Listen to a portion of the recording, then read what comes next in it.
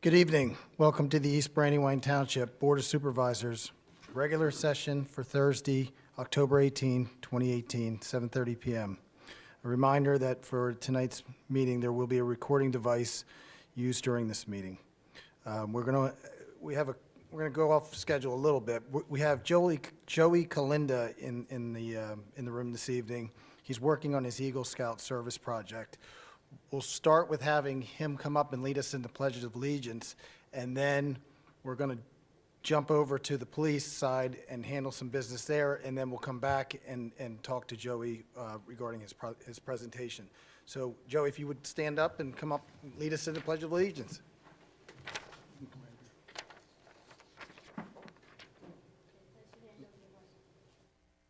Allegiance to the flag of the United States of America and to the republic for which it stands, one nation, under God, indivisible, with liberty and justice for all. Thank you. We'll be right back with you, Joey. Okay, so I'm going to hand it over to Chief now for a minute. Good evening. For those of you that don't know me, my name is Mark Kosey. I'm the police chief, and very honored tonight to present a longstanding officer in the police department, Steve Tyree, who's going to be promoted tonight to the rank of corporal. So, Steve, would you come up? And Brooke and Shane are going to assist.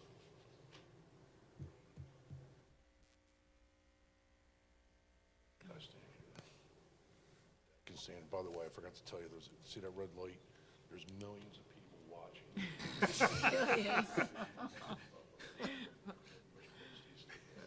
Millions or 10, one of the two. Right. So up front are Shane and Brooke. These are Steve's children. And your assistant, huh? Yeah. So Steve graduated from the Delaware County Community College Police Academy in 1994. He started as a part-time police officer in 1997. He was appointed to full-time status in 2000. He has 21 years of service with the police department. Steve is a certified EMT. He is our first aid, CPR, and AED instructor. He's a crime scene investigator. He's the lead evidence technician and is in charge of he's a supervisor of the evidence room in the department. He is our police department's JNet TAC officer. I know a lot of this doesn't mean anything, but they're really important jobs. He's the school resource officer assigned to Brandywine Wallace Elementary. He is our in-house IT expert, and Steve has received 5 unit citations and 4 merit citations. He has numerous other letters of recommendation, thanks, and recognitions throughout his career in his personnel file. And I just want to say congratulations, Steve. And without any other comment, I'm going to turn this over to Chairman Kyle Scribner, who is going to administer his oath of office. All right? Yep. Okay, this is the oath of office for corporal for East Brandywine Township. And if you would repeat after me, I, Stephen Dale Tyree, do solemnly swear and affirm I, Stephen Dale Tyree, do solemnly swear and affirm that I will support, obey, defend the Constitution of the United States of America, that I will support, obey, and defend the Constitution of the United States of America, Constitution and the laws of the Commonwealth of Pennsylvania, the Constitution and the laws of the Commonwealth of Pennsylvania, the laws, the ordinance of the Township of East Brandywine, the laws, the ordinance of the Township of East Brandywine, and the Law Enforcement Code of Ethics, and the Law Enforcement Code of Ethics, that I will faithfully discharge the duties of my office and that I will faithfully discharge the duties of my office as police corporal with fidelity to the best of my ability. as police corporal with fidelity to the best of my ability. I will uphold, obey, and enforce the law without consideration to a person's race, color, or sex. I will uphold, obey, and enforce the law without consideration to a person's race, color, or sex, Religious creed, sexual orientation, age, religious creed, sexual orientation, age, national origin, ancestry, handicap, or disability. national origin, ancestry, handicap, or disability. Congratulations.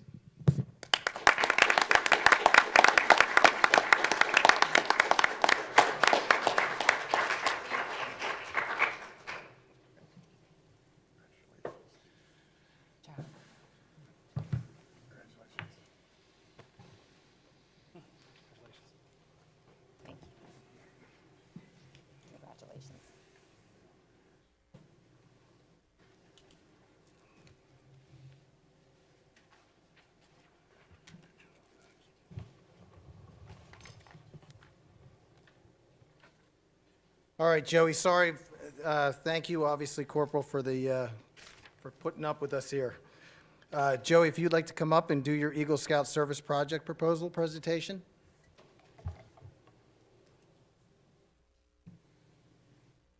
Okay, good evening, everyone.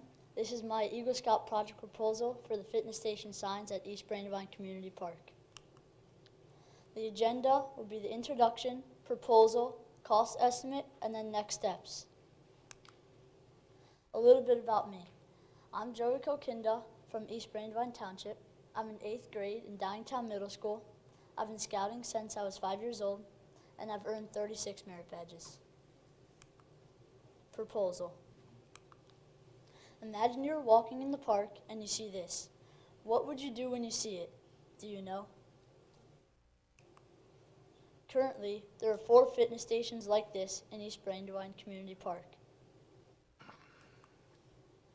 My proposal is to add 4 signs, 1 for each fitness station, add fresh wood chips to make the fitness stations more appealing. Currently, this is what the fitness station looks like without the sign, and propose this is what it would look like with the sign. Proposal for signs 1 through 4. These are examples of the signs that I would do. They're not going to look exactly like this, but this is just an example.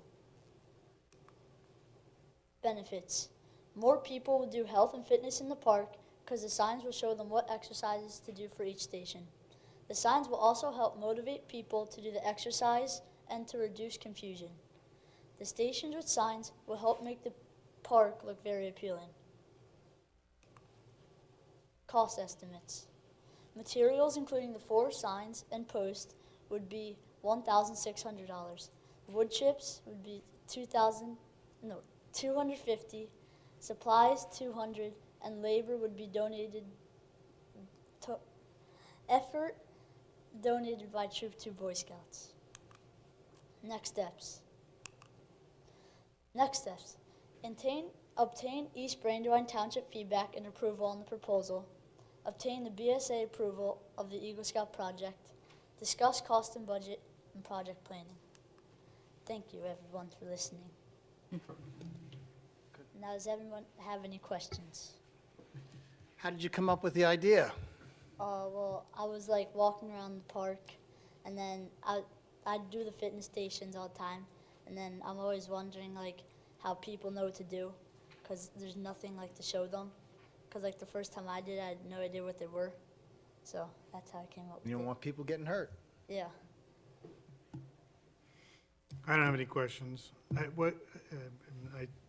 see Mrs. Lammy. Weren't those fitness stations an Eagle Scout project themselves? Yes. Yeah, so that was originally an Eagle Scout project to put those in.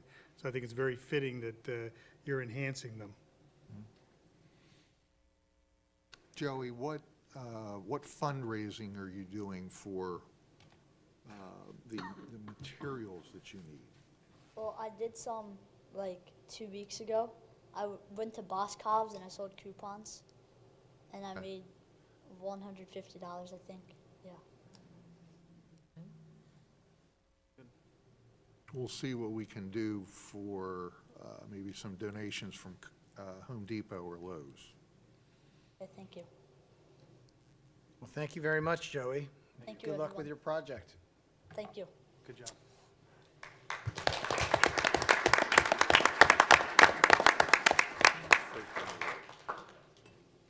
Okay, now I'm going to turn it over to the township solicitor. We have 2 hearings tonight. The first one is public hearing to consider amending the zoning ordinance. And this is a pretty narrow scope of amendment. Anytime there's an amendment to the zoning ordinance, you have to have a public hearing process, and there are certain requirements that we have to demonstrate that we've met in order for the amendment to go forward.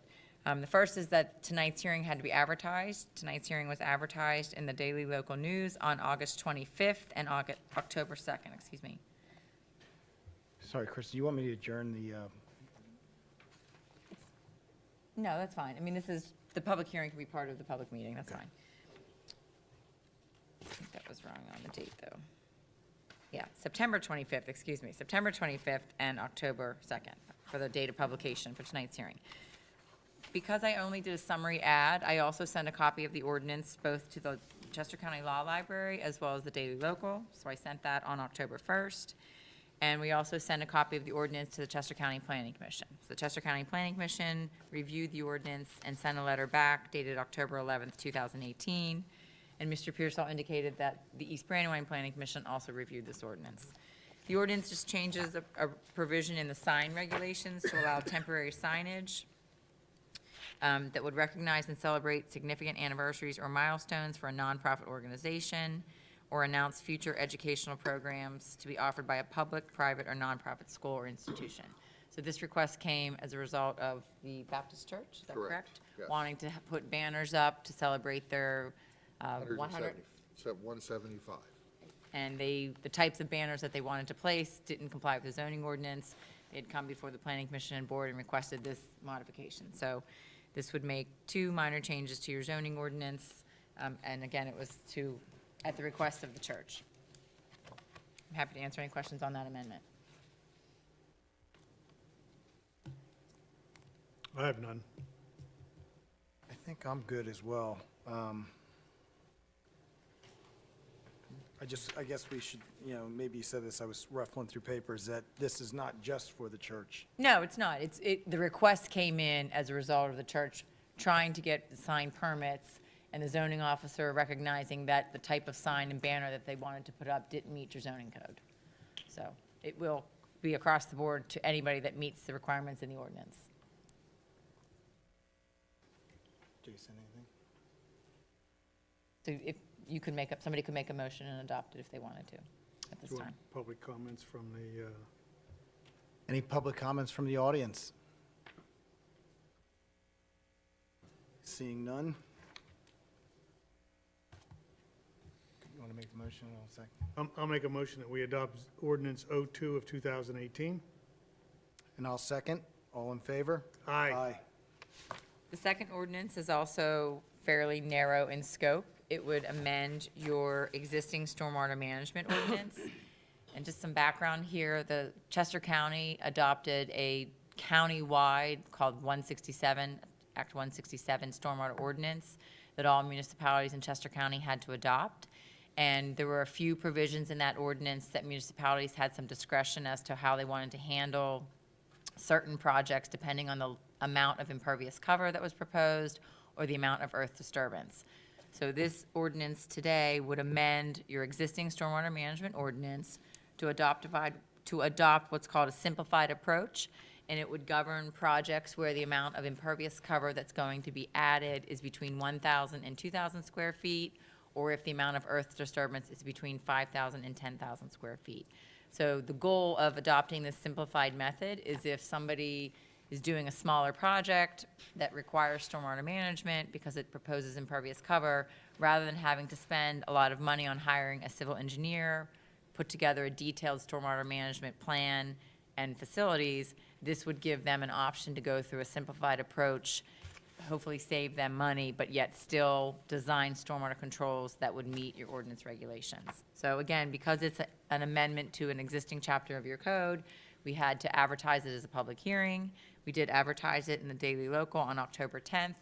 And again, I always do a summary ad because the advertisements are very expensive. And when I do that, then I have to send a copy of the ordinance to both the Law Library and the Daily Local. And I did that with a letter on October 1st. So I don't know if Scott wants to add anything. But again, it's a fairly narrow scope amendment to your stormwater ordinance. And again, really trying to help save some costs for property owners who are going to be doing smaller projects that would require stormwater management. Yeah, there's not much more I could add. This has been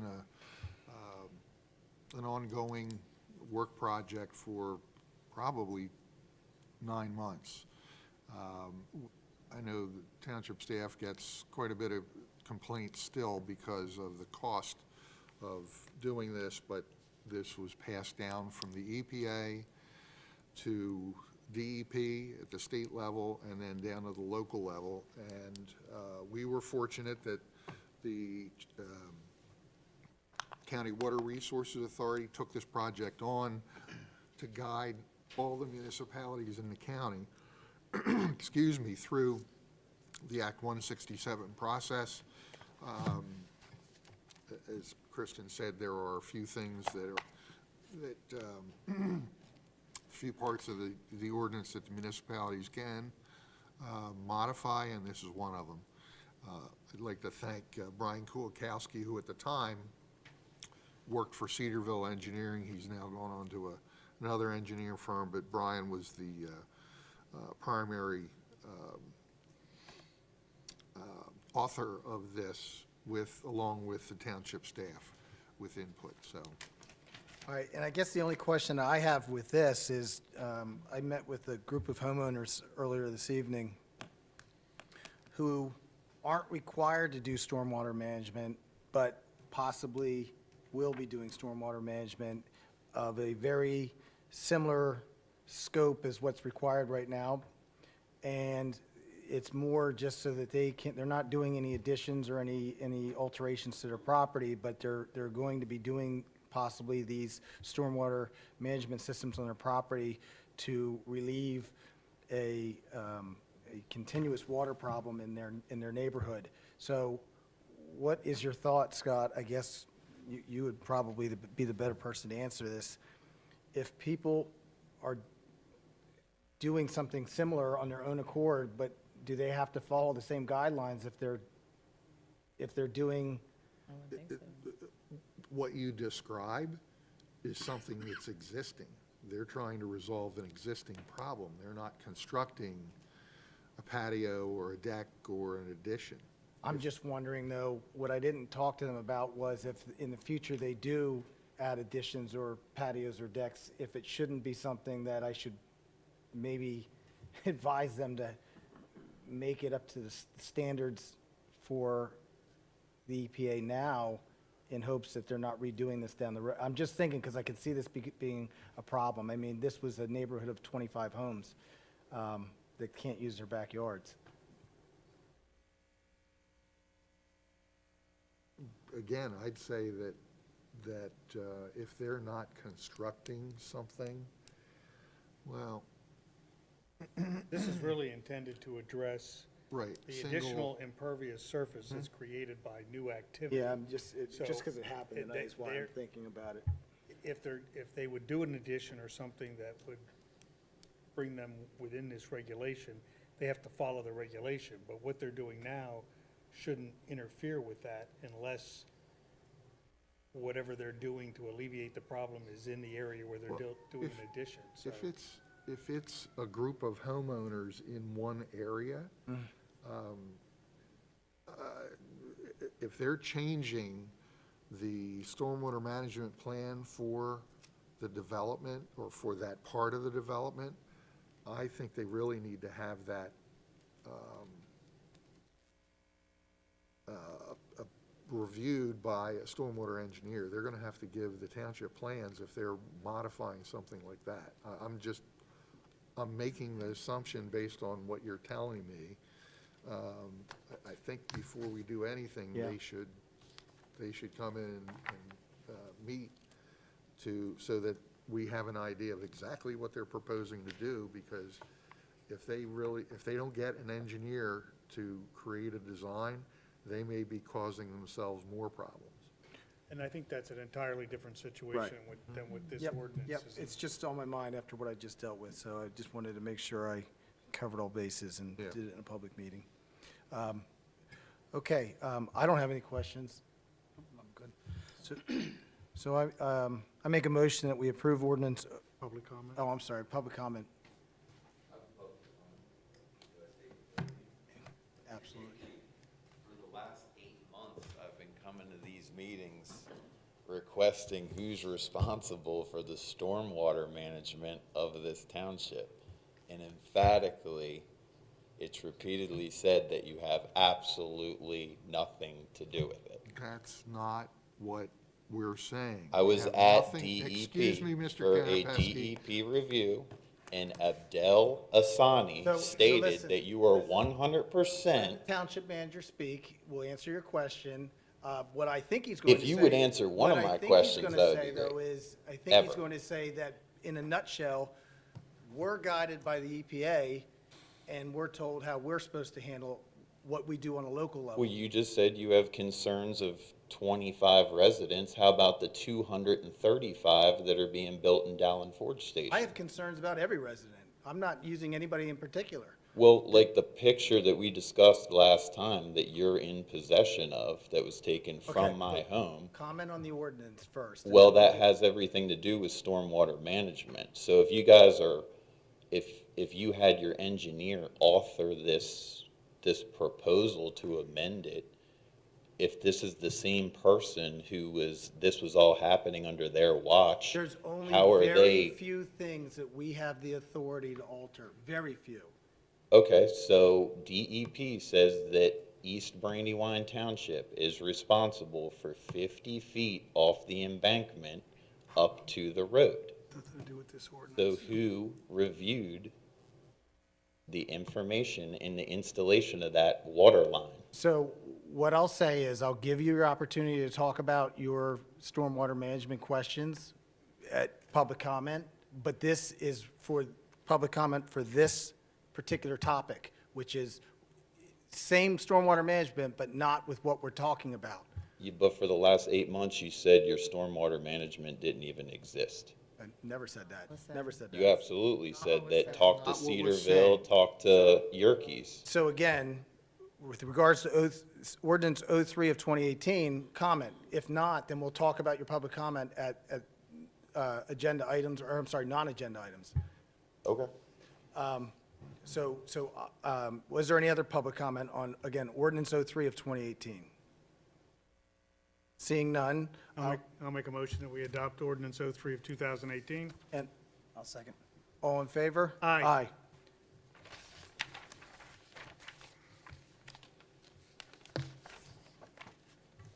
And again, you can certainly bring it up, it just will go off onto the non-agenda items. So that concludes the public hearing, so we'll go back on the record for public comment for non-agenda items. Did they vote? Yeah. Just a reminder, real quick, the rules of conduct for the public meetings established by Resolution 2001-08, the time allotted to each individual making a comment shall be 3 minutes or less, 3 minutes unless otherwise set by the presiding officer. Additional public comment may be granted at the discretion of the presiding officer at the conclusion of this. So I've been coming to these meetings since April. I ask the same question at every single meeting. Who's responsible for viewing the permits and the engineering phase completion of the Saldo water line across my property? That I'd have to turn over to Kristen and let her. Yeah, we've said it before, that the Conservation District and the state reviewed the permits, or issued permits, the installation of a water They line. issued permits for the actual waterway, which is the Brandywine and 50 feet up the embankment. And they issued Abdel permits. Asani, who is the regional manager of DEP for the northeast sector of Chester County, I went to DEP in Norristown, did a file review, waited 2 weeks for my appointment, signed in, had witnesses with me. Abdel Asani lives next to Marsh Creek. You guys brought his name up. He says that you are 100% responsible for 50 feet off the embankment up the road. So, who? The township was not responsible for oversight of the installation of the public water line that was installed across your property. I've said it a couple times, other people on this board have said it. That's the answer we're going to give you. We're not going to make up Well, a different Matt answer. McAloon was the Matt civil McAloon, of who is an Pannonian agent of the Associates. township, went to your property when you called with complaints. Yeah. So he went to your property because you asked for somebody to come and look and observe what was happening. And So he there's did come. absolutely no He had no sediment legal control. obligation to do that. The township is not responsible for making sure that you're complying, that, not you, but that a developer is complying with the terms of a conservation district. The conservation district. Conservation district is from 50 feet off the embankment across the water. You guys are responsible. So for- let me ask you a you know- question. If we were to say hypothetically that the township is responsible, which I am not saying, because I disagree with that, what is your point? The line has been installed, the line has been inspected by somebody, and it's there. Okay. It's operating and it's there. What is it that if we were to say that this township was responsible, is your next point? Because I don't understand. My next point is, at the purchase of my home, my name was misrecorded on my deed. The township has nothing to do with your deed. You say don't that, but record Scott any Pearsall's documents. wife is the tax collector of the No, It no, has township. no. nothing Or to do with was. recording a deed, sir. Well, my Nothing. acreage was also misrepresented And from that, 2.2 again, to 3.2 nothing to do with the acres. township. Okay, I'll We keep didn't write going. your deed, we didn't record your deed. So these are all private matters. Well, the development that's being installed, the vice president, mysteriously the recorder of that deed, is in the same industrial park as the two felon developers. How So does that's the just a township have coincidence, anything too. to do with that? Okay, Again, well, let's has keep nothing going. to do with it. The acreage that's unaccounted for, I have 3 different acreages on my parcel, and the other parcel to the west of mine is the one that the township inherited on March 31st, 2017 for $1. And that's been that explained to parcel you as- also has 3 different areas, 7.7 acres, 7.63, and 7.1 acres. And that's been And then explained it to you was as put well. aside for open space and inherited by the township.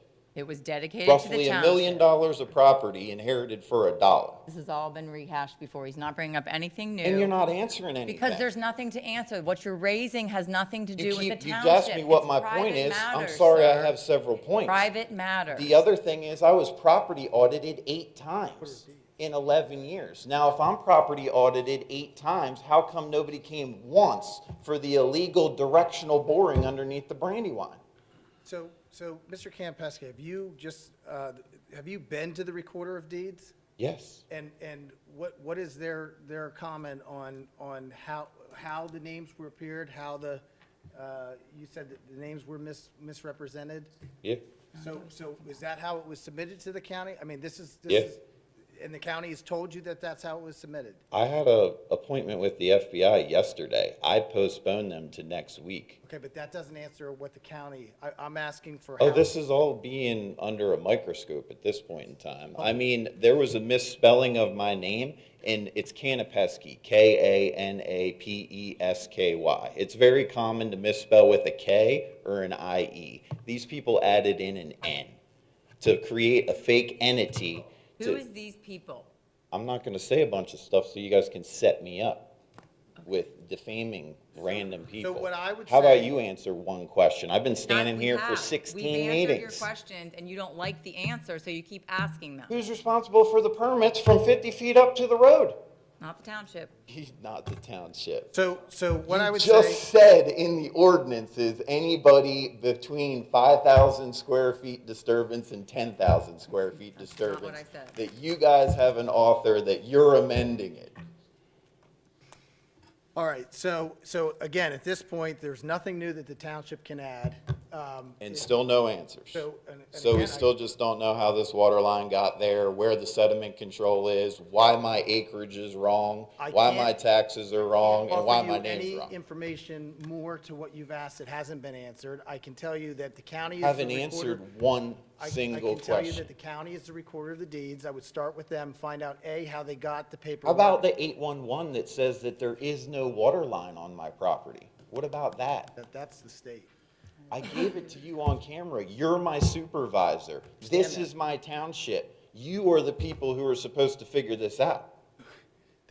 There's much more to this, and again, it's a private agreement between you and a developer. That's the biggest problem. We can't overstep our bounds and start jumping into the go-betweens of what other people. I've said numerous times you can negate any prothonotary proceedings in this. This I don't- has absolutely nothing to do with a civil matter. This has everything to do with preserving the Brandywine, harassing your residents by, why did I get audited 8 times in 11 years with no fines?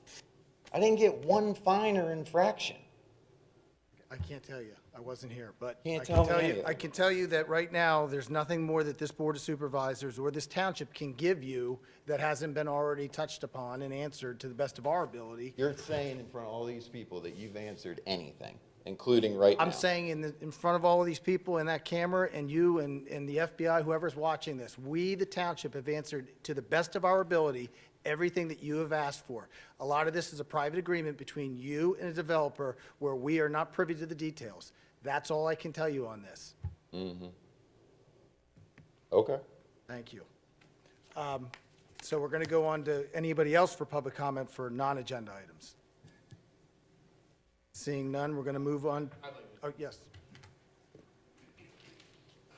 I wanted to ask you guys about this, the assessment, strategic assessment review. And that is going to be part of tonight's meeting, so that will be an agenda item. Okay, so will there be public comment for that? Yes, yes, yes. Okay, so anybody else? So we're going to go ahead and move on to the meeting minutes of the previous Board of Supervisors, September 20th, 2018. Move they be accepted as submitted, approved as submitted. And I'll second. All in favor? Aye. Aye. And the October 4th, 2018. Move they be approved as submitted. I will second. All in favor? Aye. We're going to move on to the treasurer's report. Thank you. Bank account balances as of October 18th, 2018 are as follows. General fund checking, $1,945,117.31. General fund investment, $680,561.08. State fund, $547,670.60. Referendum open space, $2,436,794.81. Open space, $799,569.20. Traffic impact, $1,588,047.95. And there are a total of 132 checks in need of approval for the general fund, 4 checks in need of approval for the capital fund, and 11 checks in need of approval for the state fund. Thank you. Now we'll look at the disbursements and see if they're in order.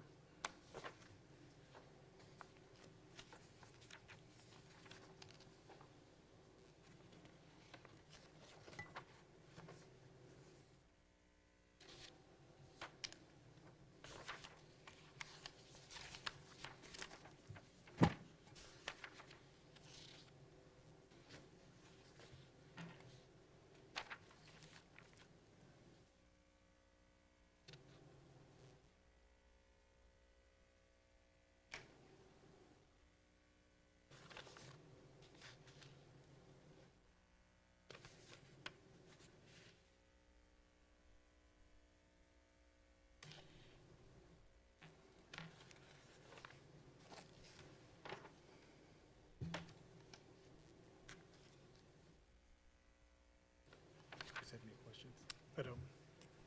Nope, I'm good. Make a motion that we approve the disbursements as requested. I'll second. All in favor? Aye. Thank you, Mary. Sure. Scott, Township Manager's Report. Thank you. I'm sure that many of you travel along Horseshoe Pike, east of the village of Guthriesville, have seen basically for the last 2 years, the condition of Locust Knoll Farm, located at 1000 Horseshoe Pike. I'm pleased to advise the board that that property is finally scheduled for settlement on November 30th. The property has been scheduled for foreclosure for some time. Little or no property maintenance has occurred since July of this year. The buyer of the property was being stalled by the current owner. Our zoning hearing board had granted back in May a use variance to allow for a woodworking shop to occupy a portion of the barn. The owner is also going to live in the dwelling. He's going to renovate both. The decision was to allow that use variance to allow the barn to be used for a woodworking shop. One of the requirements is that the new owner will restore the house and the barn as part of the agreement. Both of those structures are considered historic resources by the township. About 10 days ago, I was contacted by Greg Pilati of Pilati Furniture Makers, inquiring if the current Village Hardware property could be used by his business. And I'm familiar with his business because I've known Greg through the fire department for probably 10 years. Since the business is considered a craftsman-type business, I told Mr. Pilati this is possible for Pilati Furniture Makers to use and occupy the site. For both of these businesses, I've contacted the Chester County Economic Development Council to inquire into funding programs that may be available to assist with their respective projects. I'm waiting for a return call from Mary Frances McGarity to start these discussions, and then we'll involve the two business owners. Last night, our ordinance task force held a public meeting during their regular scheduled October 17th meeting. The purpose of the meeting was to provide summaries of the ordinance amendments that we've been working on since this past February, to the zoning and subdivision ordinance, and allow, allow the public to ask questions of the consultants who assisted our task force with this project. The public meeting is one of the requirements of the Vision Partnership Program grant. The members of the ordinance task force that were in attendance last night recommended that the revisions as drafted be adopted. Excuse me. If the board is so inclined, I'd respectfully request that the board authorize Solicitor Camp and I to work on the legal notices to advertise these ordinance amendments, and copies of the consolidated ordinance amendments are attached as part of my report. Thank you. Any questions? No, but I would make a motion that we authorize Solicitor Camp and Scott Pearsall to work on legal notices to advertise the ordinance amendments as recommended by the Ordinance Task Force to chapters 300 definitions, 350 subdivision and land development, and 399 zoning. And I will second. All in favor? Aye. Aye. Thank you. Luke, the Assistant Township Manager's report. Good evening, Mr. Chairman, members of the board. I have a shorter report, mercifully, for you this evening. The number of events we have kind of dwindles down as we enter the fall season, but we do have an exciting event coming up this Sunday. That is the second of 3 Historical Commission Speaker Series. This one features a lecture on John Hershey, who was a force in the American permaculture movement, who was born around 1900, and one of his homes and farms was on North Guthriesville Road in the area that's now occupied by the villages at Timberlake. His work with J. Russell Smith, a professor at the Wharton School, was the foundation of the modern movement known as permaculture. Our presentation will be by Dale Hendricks, and I've been tipped off that he is an exciting and dynamic speaker, so I hope to see everyone who's interested in permaculture or the history of the township at 3:30 in this room on Sunday. An update on the Budget Committee. The Budget Committee has met 3 times since your last regular session meeting. All the township department heads and township committees have submitted their wish lists of requests for the fiscal year 2019. The committee has begun to take steps to balance the requests and will prepare a first draft of the budget for you to review at your November work session. The Budget Committee will meet at least one more time before your next meeting, and that is on Wednesday, October 24th. I'd like to say I'm grateful for the committee's tremendous investment of time and looking forward to presenting the innovations that they are proposing. And lastly, this evening, as a result of the transition to a new appointed auditor at the beginning of 2018, if you'll recall, we lost Tim Cupid, our previous appointed auditor, as he changed his business plan. So we lost an invaluable resource for staff consulting about the functioning of our internal accounting software. We've reached out to our new appointed auditor, BBD LLC, who in turn has recommended LDM Accounting Services LLC of Newark, Delaware. The principal, Laura D. Mood, has a background in public accounting, having worked at Barbicane Thornton and Company LLP, where she specialized in audits of nonprofit organizations and government entities. We've been quoted a rate of $75 per hour for this service, basically us asking questions when they arise relative to our accounting software. At this time, I'd respectfully ask that the board authorize staff to engage LDM Accounting Services on the basis of time and material as needed to advise staff on questions relating to our accounting software. I wrote, but I did not read aloud, that we've been quoted a rate of $75 per hour for this service. No, you did. Did I? Yeah. Well, then I have a short memory. Very short. Maybe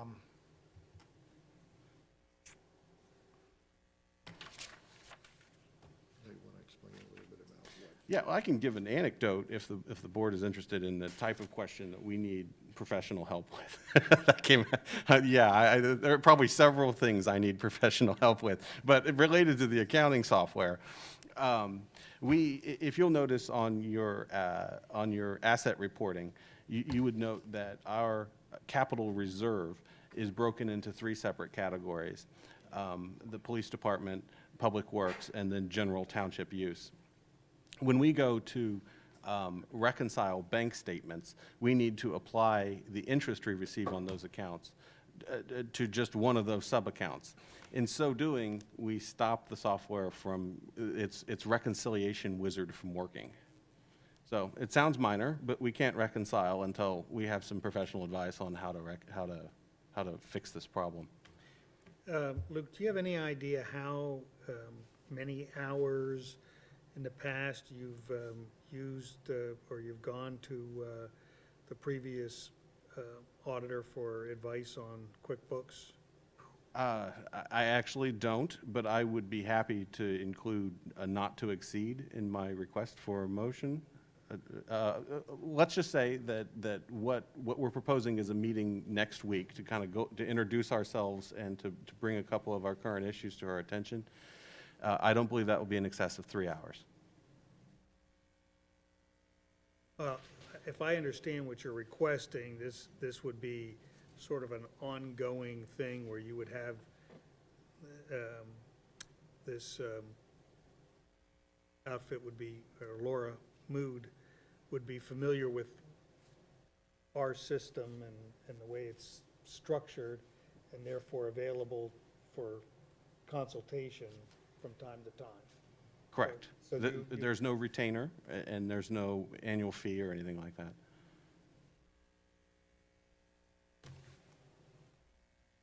I'll make a motion that we authorize the engagement of Laura D. Mood as a consultant for accounting at the rate of $75 an hour. I'll second. All in favor? Aye. Thank you.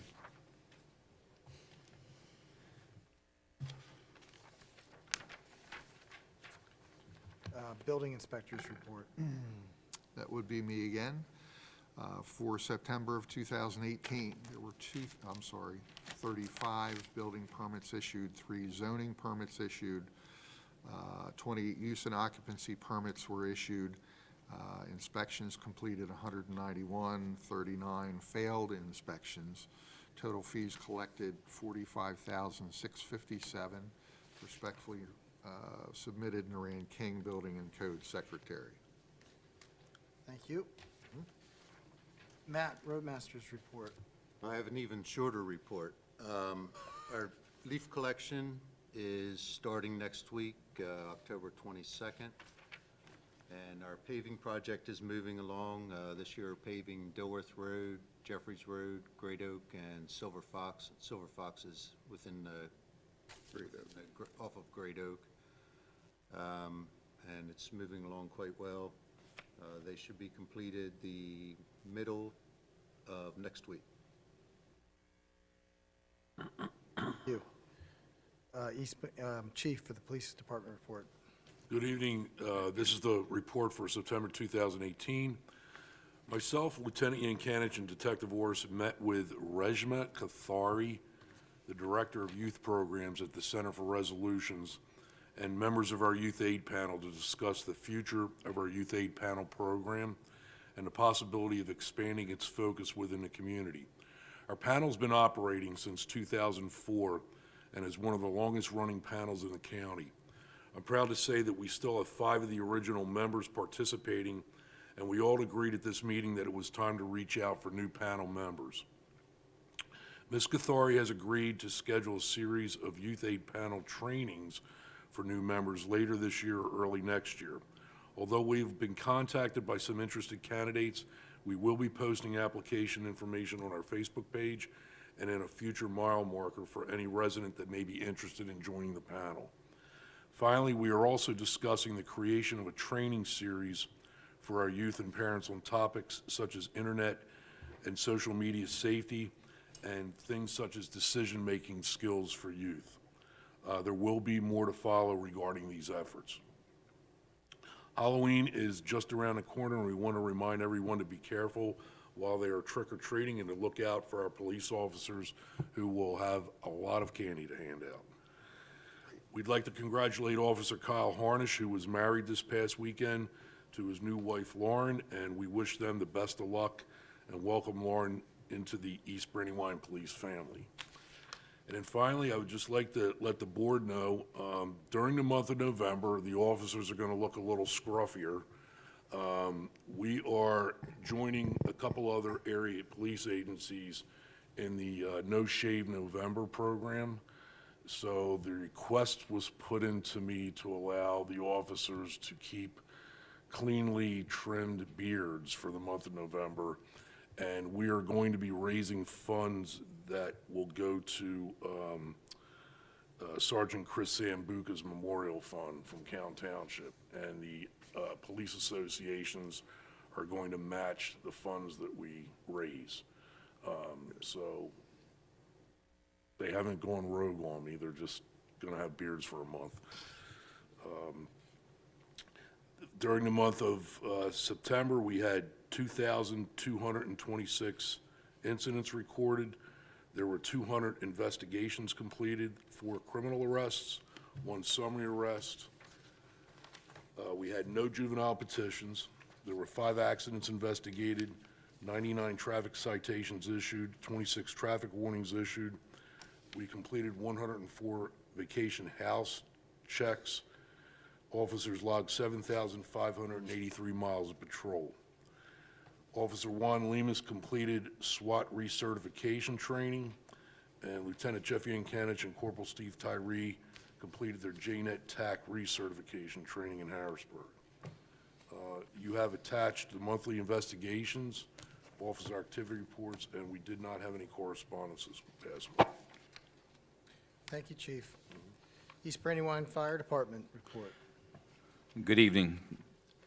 The report for September 2018, we had 81 total incidents, 30 fire, 51 medical, 8 fire calls in East Brandywine, 16 medical. We used 148 gallons of East Brandywine fuel. We had 4 training sessions with an average of 22 personnel in attendance. Of note to report, we finished up Fire Prevention Week. We had our open house at the firehouse last evening where we drew upwards of 800 children to the event.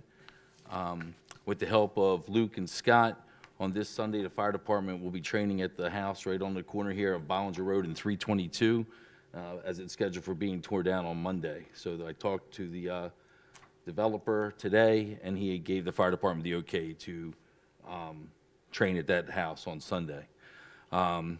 Also, of course, the big news out of East Brandywine Fire Company is that both of the fire trucks arrived on Tuesday evening. The ladder truck and the engine are there. I don't know if that's a good thing, because now we have to hurry up and wait for them to be put in service, which is going to be about another month till all the lettering, the radios, and the tools are mounted. Respectfully submitted, Joseph Edwards, Deputy Chief. Thank you very much. We'll move on to old business. Now, we had a special meeting, advertised special meeting, to discuss with our neighbors from the West Brandywine Board of Supervisors for the 2016 multi-municipal agreement to fund the East Brandywine Fire Company. I don't know where we're going to go with this. We did, I'll open it up to, I guess, Luke for right now, but some things were discussed during this public meeting, and by the way, that is online, I believe. Yes, it is online. And I'll open up to you to where we are at this juncture. This can be a team effort. If you don't mind me taking and then deferring the mic, I think we should recognize Kristen Camp, solicitor, who has before you a letter agreement between East Brandywine and West Brandywine for your consideration this evening. The letter has the effect of postponing the decision on what constitutes a fair share formula, but also provides concrete numbers for the funding of the township by the 3 municipalities for 2019. Kristen, did you want to? Yeah, I didn't go to the meeting, so I don't know if if your board, the East Brandywine board, agreed upon exactly what it was going to contribute to the fire company, whether it was going to be based on the existing contract.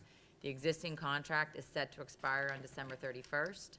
The existing contract states that any of the municipal parties have the right to terminate the agreement by providing notice on or before November 1st.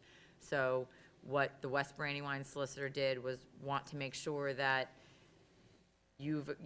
any modifications to the existing contract have to be in writing, and they have to be consented to by all the parties. So there does have to be a written document that's signed by everybody, and that's what the purpose of this letter would do. This was his attempt to memorialize what he believed the agreement was. His board is willing to give $130,000 towards the funding for 2019, and that's what's stated there. His original draft of this letter to us this morning did not state what the amount that East Brandywine would be contributing. It does have a sentence that says that all other terms of the existing contract would remain in full force and effect.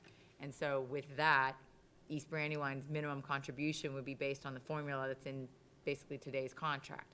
I wasn't certain if that's what you three had discussed and agreed to. So we didn't discuss anything because we wanted to do it in the public meeting, and I think that we were clear that West Brandywine had their number set, that was as far as they could at this time go, which was less than what we had signed the agreement with for before. So my one question that I had asked Luke during this public meeting was I was trying to figure out what, before the meeting, before the change of terms on the agreement, on the original agreement, and we touched upon this, we were trying to figure out what we kind of matched a set amount. Right. So I guess we'll start with 2 considerations relative to the existing formula. And that is that the formula has calls for service, both fire and quick response calls for service. It takes into consideration the population of the areas served within the townships. In the case of East Brandywine, it's 100% of our population. And it also takes into consideration the assessed valuation of the areas served of the 3 townships. Since those numbers vary year to year, and the number of calls for service to any given area can increase or decrease year over year. So what I've got before you in my memo, the first 2 entries represent honoring the original formula to split those. The difference between 1 and 2, as a proposal before you, is whether or not we use the demographic and calls for service data of 2016 or the demographic and calls for service data of 2017.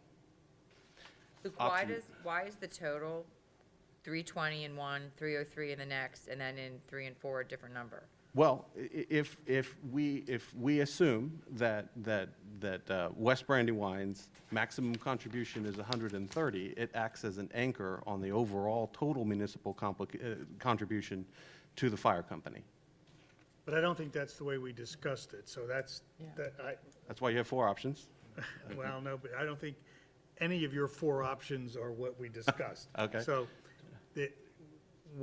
which one of these represents the total budget request from the fire company for 2019?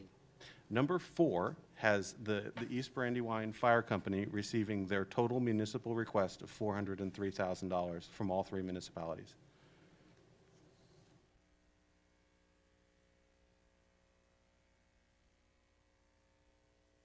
And I thought there was some, so where does the $360,000 figure come in? The $360,000 contribution figure is what was discussed prior to last Tuesday's meeting at the meeting attended by both Supervisor Winters and myself and Supervisor Morris of West Brandywine Township and their staff. So that represented a compromise, both in the total contribution and an adjustment to the formula. So it sounds like the first decision for this board is, do you want to provide fire company with what their full request is, which is the 403, or do you want to go with, I guess, the recommendation from that subcommittee meeting that occurred where they said, no, what we'll fund is $360,000? That's the first question for you. And the second question is, assume you do the 360, I'm just using that for sake of discussion, then are you willing to go with the formula that's in your existing contract to determine how much of that 360 you're going to be paying? And that formula would be the 53.77? Right, so if I could just make a slight amendment to what Solicitor Camp said, it is impossible to both respect the formula that splits the proportions between the municipalities and use the existing formula to arrive at $403,000. It's like a convoy of ships can only go as fast as its slowest ship. I understand that, so there are a lot of people here who may not understand exactly what transpired at that meeting, and I think what our thinking was with respect to how to approach this.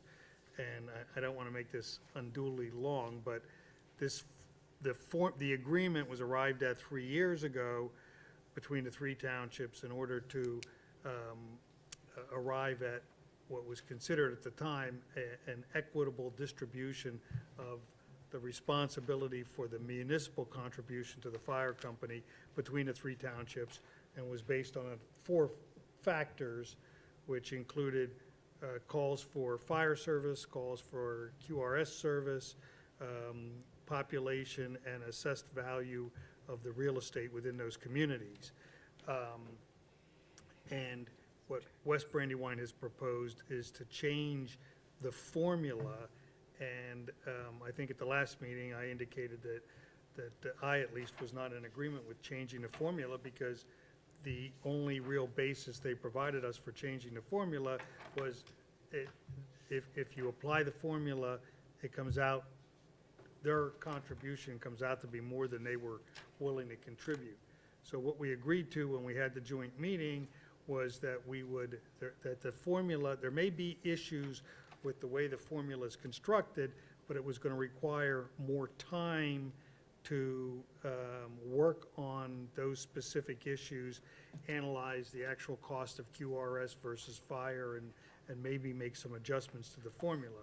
But what they were proposing was that the formula would be modified so that 80% of the factors would be based on assessed value and population, and only 20% of the formula would be determined by the actual number of calls, which to me seemed totally out of whack.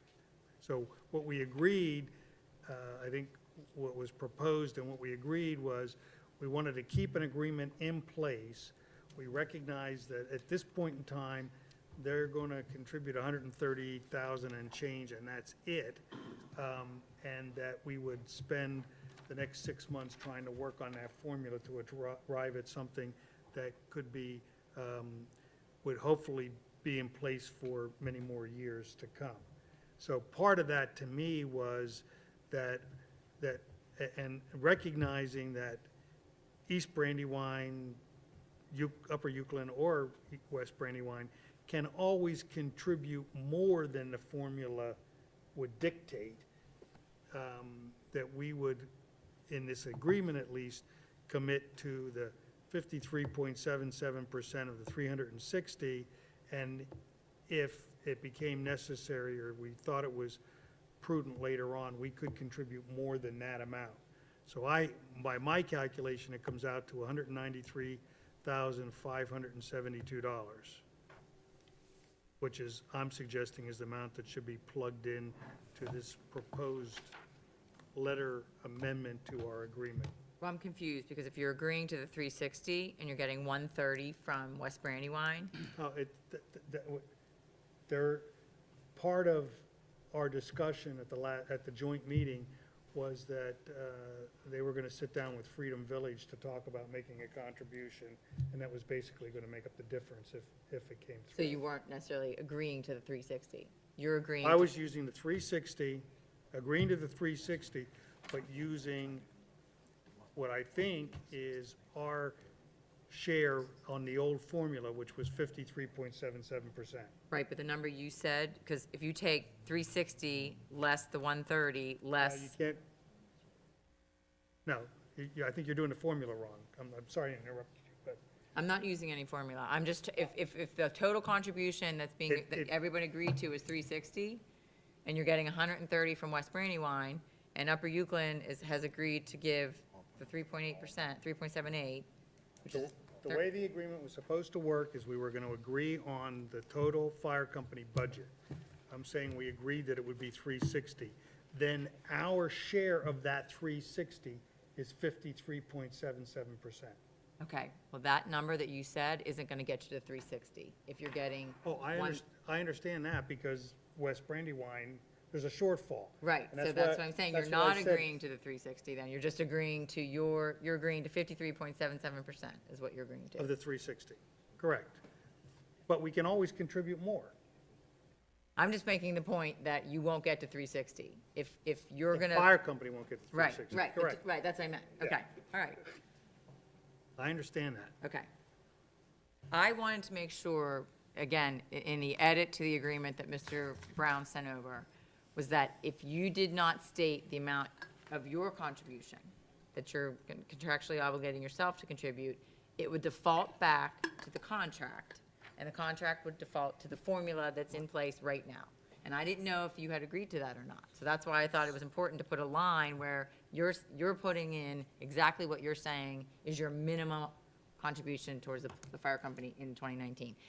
Now, this also contemplates that you're gonna have further dialogue, further Right. conversation, and the goal is come up with another formula that everybody can buy into, everybody's happy with, and will then enter into a 5-year contract going forward. So that's really the goal, but because of this provision that you have to opt out by November 1, that puts everyone's feet to the fire a little bit, and at least get an interim agreement in place. So, you know, the agreement that we had at that meeting was we would extend it 6 months. I think everybody was on board with that. The other thing that we did talk about was percentages. It was somewhere between 2.75 or 2.5 to 3% every year going forward. And, you know, the one thing that I had said was, I was concerned that this was falling back on 2018's budget. This is not falling back on 2018. This is going forward for 2019. So we were buying that 6-month extension for another big player in this, which was Freedom Village, who was utilizing a lot of our fire department, shared fire department services. And we were hoping to possibly have them contribute a little bit to the cause, to assist West Brandywine with their budgeting needs. And we got the agreement from West Brandywine at that meeting that whatever contribution was made was not going to reduce the West Brandywine contribution. It would go directly to the fire company or pass through to the fire company, so it would enhance what else was being contributed by the municipality. I just want everyone to be clear that this letter agreement does not act as extending the existing contract for 6 months. What it does is it extends the time for any municipality to get out for 6 months. So it's not, I mean, it's not, this is not extending the contract as it's currently written for 6 months. Yeah, It's modifying the contract today to specifically state what West Brandywine is giving. I hope to specifically state what you're willing to give as your minimum, and then to say that either party now has up until May 1, 2019, to say, we're terminating the contract. so Luke, what was our contribution for 2018, East Brandywine's contribution, not, you know, $177,324, and that represented 55.57% of the total funding for the fire company. from the That's under number municipalities. 1, on point 1 in your memo. Correct. That would be last year's breakdown. So my understanding of the meeting from Wednesday or Tuesday was, we're not changing ours, even though West Brandywine needs to, we weren't going to change ours until we hammered out the new agreement. We were going to keep ours status quo, and I had said that if it was a serious problem where it was a necessity for money, I was willing to put that money in the capital reserve to pick up the shortfall from West Brandywine, thinking that this was a 2018 issue. This is a 2019 issue, so, you know, I think we're okay for this year, but that does give us that 6-month leeway to keep things as they are currently for us. We're not changing anything, and we will possibly be assisting a little bit more. So just want to make sure I'm clear, and I think Kristen's going to want to know. So in this proposed letter addendum to the agreement, you're suggesting that the amount in paragraph 1 for East Brandywine Township should be the $177,824? For this 6 months. Again, we can raise this according to, you know, to what, I understand we can always increase it, Right.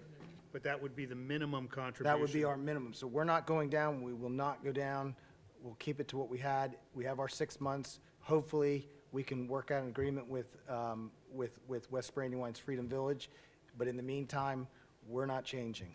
And then are you suggesting that the amount for Upper Euclid should be the $11,936 that's in?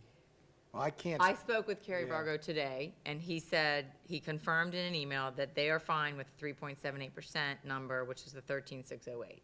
So they are willing to pay 13,608, Okay. and they're willing to, have me put that number in that.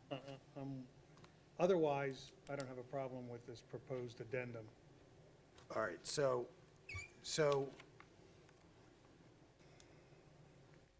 That get you to that number? It's not getting you to the 360. If I may chime in, sorry to interrupt your train of thought. What I heard is plugging in 177 to the East Brandywine contribution was actually less than Jay, Jay, what you had mentioned. Okay.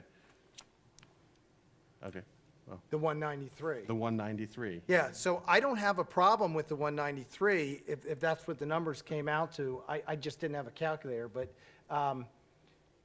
you know, again, I don't want to go down on these guys.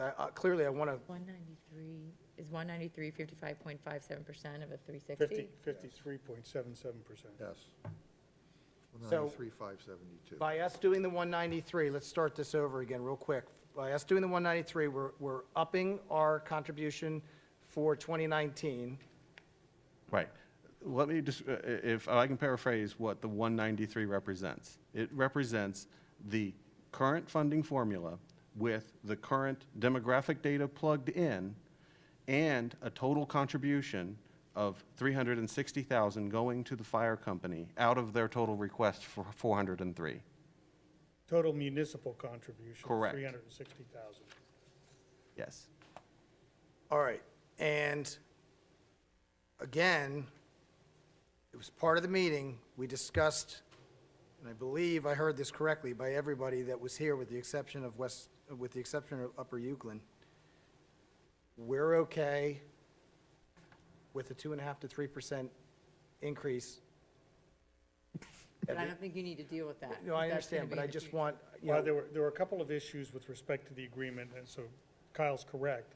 There were other issues that we put on the table to discuss in this 6-month time period.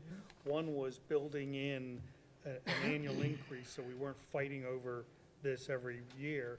And the other one was to adjust the time periods that are in there, because it was my suggestion that having a November 1st deadline for them to withdraw was not really realistic, because the fire company and we needed to know if they were gonna pull out of this much earlier in the year before we really start the budget process. Right. So we talked about changing those dates as well. So those were the other, Yeah. those were things that we were gonna address. all right, so for the purpose of tonight's meeting, let's do this. I'll propose that we increase our budget from the 177,824, bump that up to the 193,512 number, I believe is what. 572. 572 number. So we've increased ours. West Brandywine, I know that they were having a shortfall this year. They needed, for their reasons, to decrease theirs, but at least we're going to pick up some of that shortfall. And that is subject to go, obviously, up, but I would say not down for the 2019 budget, but at least for paperwork purposes, we have our numbers right now. Again, I'm proposing it. You guys are welcome to. I agree. That's what I originally. Anything? I was actually kind of hoping for number 3 to, from the meeting, from the first meeting to fund their budget at 360, based on what West Brandywine could do, working backwards, with the impression that we're going to change the formula anyway, because the formula didn't work, only worked for 1 year. It didn't work the next year, and it's not working the following year, based on the map of, of what East Brandywine consists of. Sorry, keep talking. I don't What have a. East Brandywine consists of, because you have to take a look at, the, of the advantage of having them here. You can't hear me? Is that better? Okay. I was under the impression that,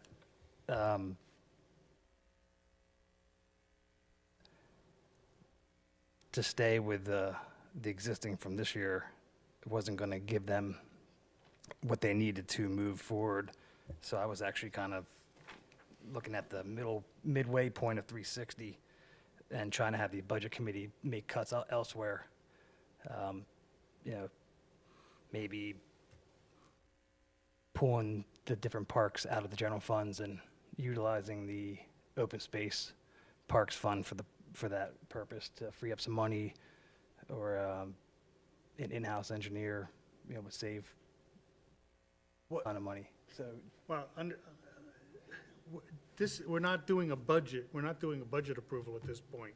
So all we're doing is modifying the agreement with West Brandywine and Upper Euclid based upon what our minimum contribution would be. So in essence, what this addendum does, if I understand it correctly, is takes the formula out of that agreement, plugs in specific numbers for a 1-year time period.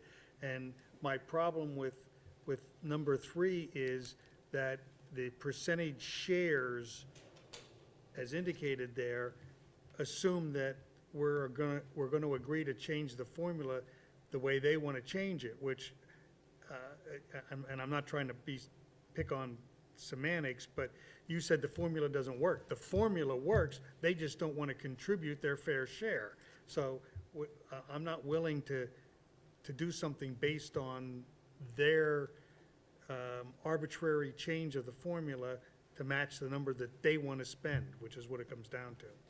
but we can always, so I guess the minimum is minimum, we can always add more to ask the budget committee to find it. Absolutely. Then I that's just don't what want I to would. agree with them that we're going to fund it based upon their change of the formula. And So you At this point you in could time. achieve what you want yeah, to do, so Jason, by ultimately, the budget. what Yeah. I'm saying is, there's a strong likelihood we're gonna go up. We already are going up. We're going up, 20-some $1,000.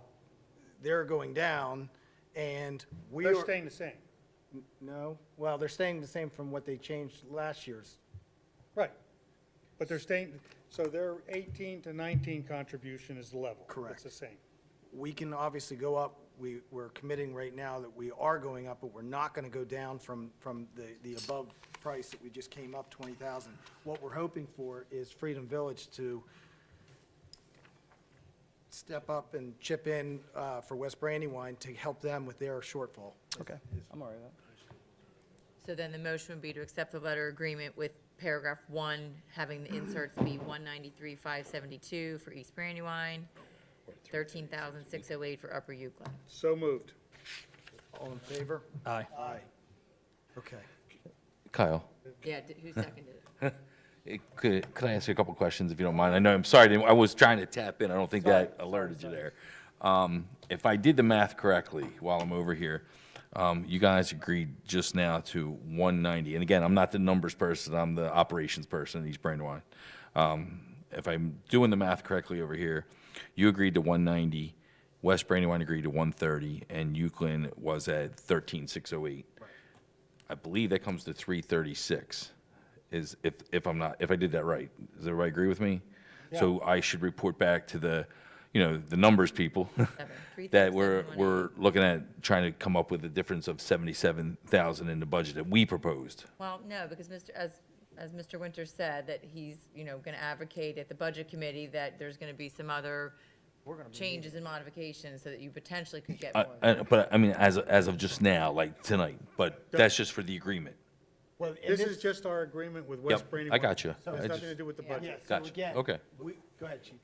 No, but I understand what Joe's asking, and as a member of the Budget Committee, and Luke and George are sitting here, if you guys want to chime in, is it safe for me to say that if you're looking at option number 3, I'm assuming, because Chris, you said Upper Euclid was okay with a 13,608? Yes, they are. All right. Is it safe for me as a Budget Committee member that we could plug a number in that would get them close to the 360 number just for budgeting purpose? Because we don't want to budget anything too less and run into a deficit, but we need a number to plug in so we know where we stand on Well- giving you a proposed budget. Yeah, so the way I look at it is, today, we're already going up 20,000 today, for today's purpose, just to meet a number here. We're talking that we can possibly go up even more than that. But not Do I over think, this. do I think, more than yeah, do I Not think more that than we this. can ask the East Brandywine residents to foot $50,000 more than last year if everybody else was going down, other municipalities? Probably not. Could we meet in the middle of that number and have a realistic approach? Yes. So I think we'll go up, but not, But it's safe for me to say you won't go over this number, so at least we know what to Right. plan for in the budget. Right. Okay, got it. Yep. George, you okay on that? One other thing, Kyle, I'm sorry. I just want to thank the Board of Supervisors for meeting with West Brandywine, taking the time and effort and to help the fire company meet the budget. We do appreciate it. We're working hard down our end, and we appreciate your guys' effort for us. all day, every day. We're happy to do it. Everybody understand that? And anybody have any questions on that before we do move on? Absolutely. It's up to you, as long as you yell your name. Actually, I'm going to have to insist that you come up and use the microphone. I'm sorry, Mike. Yes, please. And I'm not picking on you because I'm mean. I'm picking on you because no one at home will hear you. And we want to make sure that beautiful Well, you face is forgot that I on was camera. one member of the audience on Tuesday when you had that meeting. Yes. Now, I did notice a couple things, and you didn't have any comments for the audience, so I held them for today.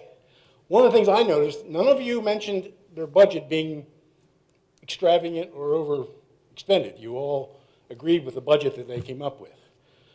One of the slides that West Brandywine put up showed an A fire company, a B fire company, a C, A being a bucket brigade, B being in a couple old trucks in an old building, and C being in a state-of-the-art firehouse, which they all admitted we have that, I think, in the fire trucks and the men. And it stops there. Yeah. I was here in '56 when they started that fire company, And it was a little better than a bump brigade, but it was tough. And the only thing those guys could think about being was a B fire company.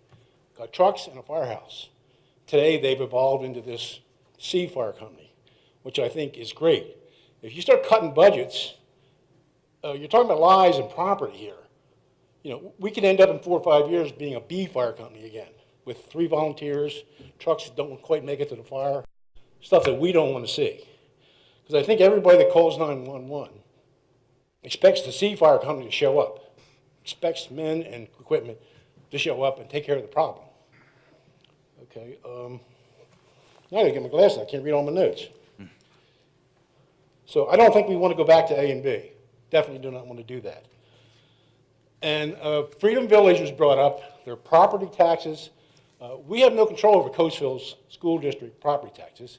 We do a little bit over downtown, and as far as I'm concerned, that's their problem. If it went up 9%, they have to go to the Coatesville School Board and discuss it, not throw that in your face. Freedom Village, they got the tax benefit of that village.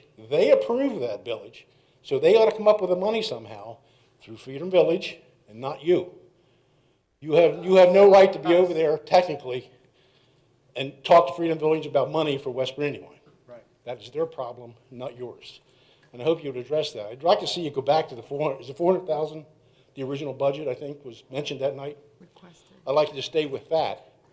And if you have to come down, well then, I think you ought to discuss that with the Oh, yeah. no, money we're- people of the fire company to make sure that they can provide the C service that they so vehemently talked about. And I think they were just worried about their tax dollars. And I think you guys were too. I was very happy to see you. Both of you were concerned about spending a dollar. So that was good. Thank you. Thank you. Anybody else for public comment on that? All right. So now we're going to move on. Now we're going to move on to the new business, which is our strategic assessment results. I'm sure you guys have heard by now. If you haven't, it is on the website. The strategic assessment review and our 5-year game plan for East Brandywine Township is now open for public reading on our webpage. And I guess we'll start out, I know one gentleman had some questions he wanted to discuss, so we'll start out with you. But I also wanted to take an opportunity to maybe, as a board and public tonight, to try to, you know, we've all read this and try to come up with some, somewhat of, you know, what we have, what can we work with, what can we grow on, and, you know, go that direction. But I'll give you your opportunity first.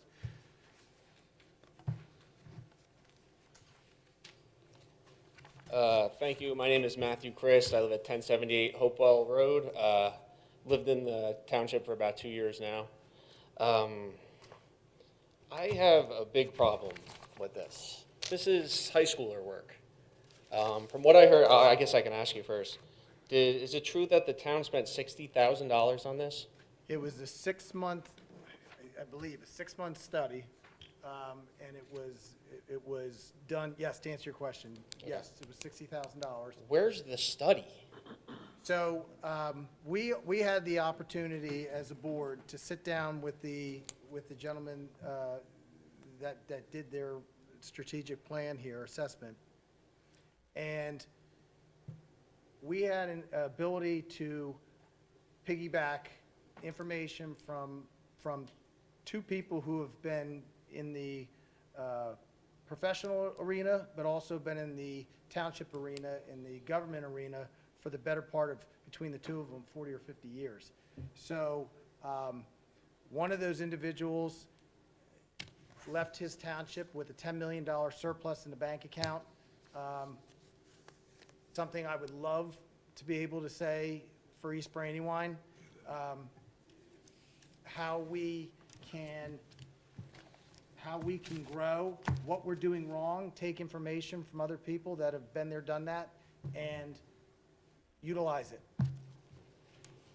Okay. Well, I read it twice. Took me about 25 minutes to read it twice. I did some quick math here.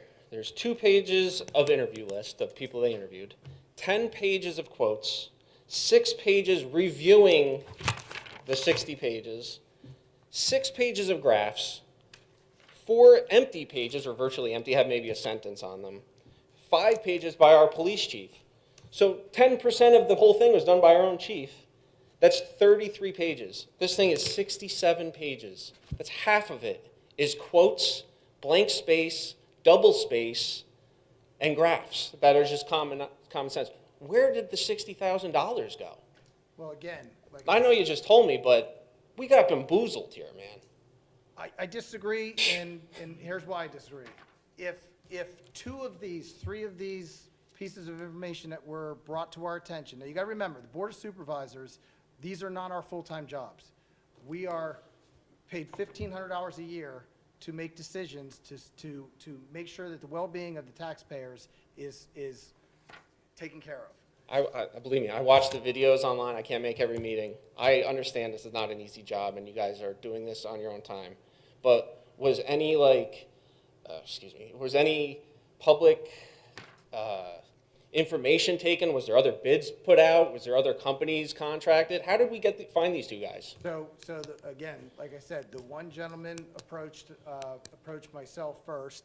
He was the one who was a 30-year history at another township in Chester County, who had A credit, phenomenal tenure, got his township to where I would strive for East Brandywine to be for the residents. You're dealing with 3 supervisors, again, who, this is not our full-time job, but we want to do right by you guys. But that's not an excuse. Okay, and it's not an excuse, and I'll tell you this all day, every day. If I can make 3 or 4 decisions based off of any report and save my taxpayers, let's just say $200,000, well, you made a $140,000 investment that you saved off of this study. And I think tonight's idea is that we're going to try to talk about this in public with public input to piggyback some of these ideas and try and bring them to fruition. I love that idea. There's not one recommendation in here that's going to save a person in Brandywine $1. The only thing that I saw in here that was even a recommendation was a recommendation to increase the fire budget, which, I don't know, looked okay. I mean, they increased numbers as year over year. It's very arbitrary if you look at it. Most of it's increases in administration funds. But the fact is, these guys took us for $60,000, dude. So I'll start with your not saving a taxpayers $1, okay? We'll start with that. Okay. Supervisor Winters just showed me some figures for what we paid for engineering for 2018. To date, $295,000. $295,000. Okay. So if we got a in-house engineer for $100,000, I just saved you $195,000. You needed to pay somebody $60,000 to tell you that, though? Excuse me. Hasn't happened, though, in all these years. But that's your guys' job to do. Well, we weren't here, we're a new board. That was one of the reasons why we did the study was, there's a reason people run for election is because they want change. You listen to your residents, you go around, you meet everyone. And the bottom line is, there's been mismanagement here, in my opinion. And if it took $60,000 to get everyone, as yourself, to come and say, fund the fire department because they deserve it, I agree with you 100% on that. Did you read anything about mismanagement in here, though? I think that's the general consensus if I read. By this, if I quotes. took it. It's quotes by township residents. It's not by these guys. So again, But it's for the whole, as a township itself, the though. board had the ability to sit down and feed off of their assessment and get ideas. Some of those ideas, which I'll just read a few of them, a financial reporting software. Apparently, the software that we're using is, to quote you, high school reading. We're not where we need to be with our recordings, with our software. A director of finance would be a great addition for our township. Again, you have a board of 3 making financial decisions where we can't have access or sit here every single waking minute and try to dissect the numbers, so to speak. in-house engineer, code possibly in-house, again, saving the township hundreds of thousands of dollars. We have a need for, again, things that we don't have the ability to go through and really divulge into, a need for updating our employee policy manual, a need for updating our drug and alcohol policy, our harassment training, things that are everyday, you know, in the workforce for normal everyday businesses. But Have there not- been a lot of harassment claims in our town? It doesn't matter. We need to get up to par. Okay, so, okay. Do you think it would have been a better idea to take bids on this, or you think these guys are just the go-to guys? I can tell you from what I had at that particular time, I'll stand by that decision all day, every day. That's And I'll embarrassing. tell you, you know, anybody is welcome to run against me in my position and have it. That's your response? It's not Run an against me? easy, it's not an easy position, and it's very difficult. Sometimes you have to think on the fly, and you have to make decisions for everybody's best interest. Remember, I'm a taxpayer too, and I'm up here doing this for the volunteering services. I'm happy to do it. I love doing it. But you also have to trust that the people that are standing here are making decisions based on everybody's needs. There's nothing that's going to benefit me any more than it's going to benefit you. I've got kids. I live here. I've got a mortgage. I pay the taxes. It's exactly the same as you. Okay, well, I'll stop. I've been up here long enough. My only point, my last point is, I know I got interested in township politics from Facebook because I got inundated during the last election about how corrupt the township is. And Jason Winters, your big campaign on Facebook to say, no more backroom deals. This is the definition of a backroom deal. There's 0 public hearings on it. 2 guys decided to do it. I know Mr. Fisher was not agreeing with me, so I can assume he was against it. You guys should have consulted the constituents, and you should have had a vote on it. Thank you. Thank you. Thank you. So anybody else? Absolutely.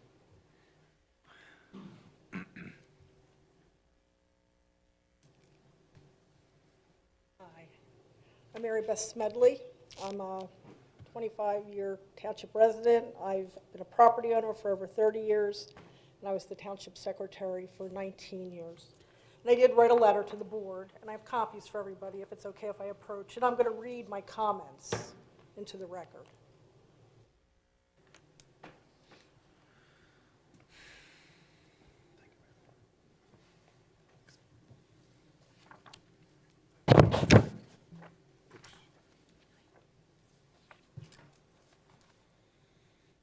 Thank you.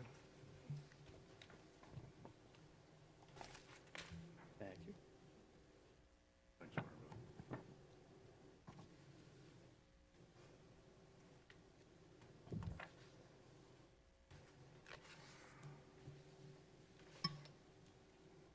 And I do want to thank you for posting the assessment online.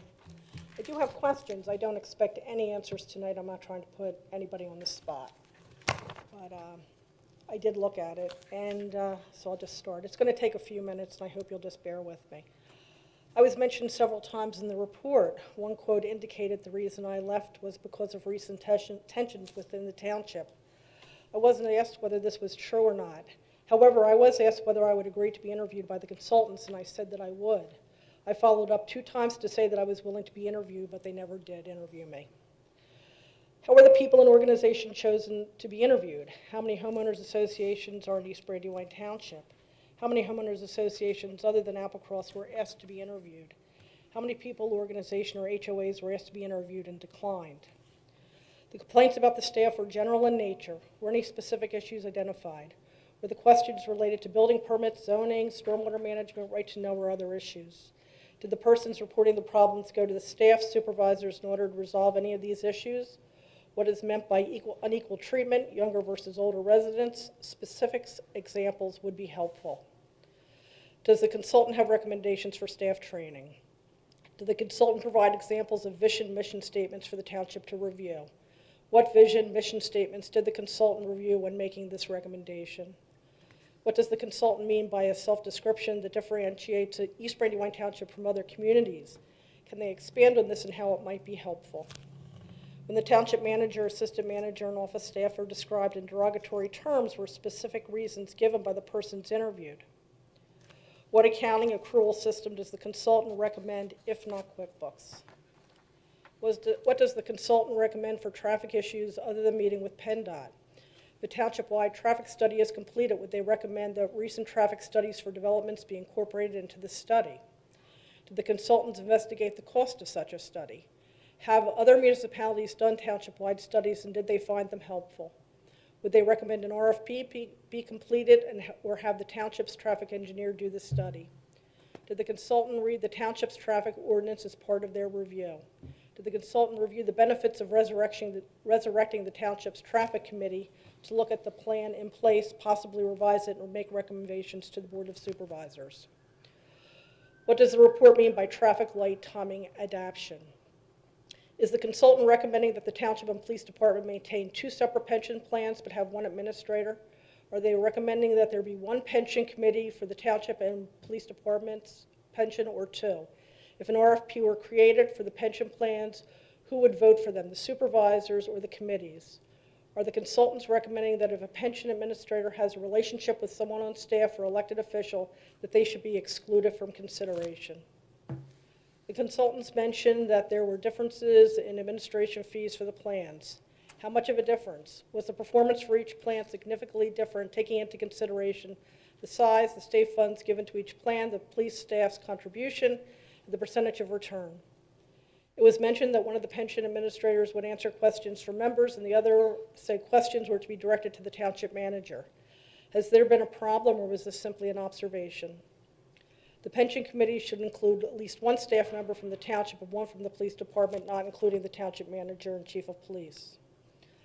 How many roads and mileage are in the Applecross development? How many Applecross roads do not meet PennDOT specifications? Is the reason the Applecross roads don't meet PennDOT specifications simply because of the Belgian block, or are there other reasons such as the width of the roads? It is worth noting that Pulte Homes chose to have private versus public streets due to cost and possibly attractiveness to the community. What would happen for these roads to meet PennDOT specifications? Is it simply removing the Belgian block? Would road widening or other issues need to be addressed? If road widening was considered, would the HOA or township need to obtain land from homeowners? Would stormwater management plan need to be done? Would work simply be done in the road right-of-way? Are there any estimated costs for this? Who would pay for the roads to be brought to PennDOT specifications when for the dedication process? Could the township receive state liquid fuels money for these roads if they were dedicated to the township? How many additional staff would be needed to maintain these roads? Should the township consider other private roads in the township for dedication, such as Grandview Drive, Bell Lane, Woodland Lane, Hawk Hill Road, or roads in Culbertson Run or the Timbers? Would there be a reason to consider taking dedication of Applecross roads and no other private roads in the township? Comment. Mr. Van Loo had previously discussed multi-year costs for the MS4 plan that would need to be budgeted in last year's budget committee meetings. Does the Park Reserve Fund refer to the Open Space Fund, not the Open Space Referendum Fund? Are any of the road department trucks used solely for the parks? This might need to be considered when using state liquid fuels funds to purchase vehicles. Is the consultant proposing an additional open space fund for trails or to use money from the open space fund? The Trail Committee is working on a township-wide trail plan for a trail interconnection.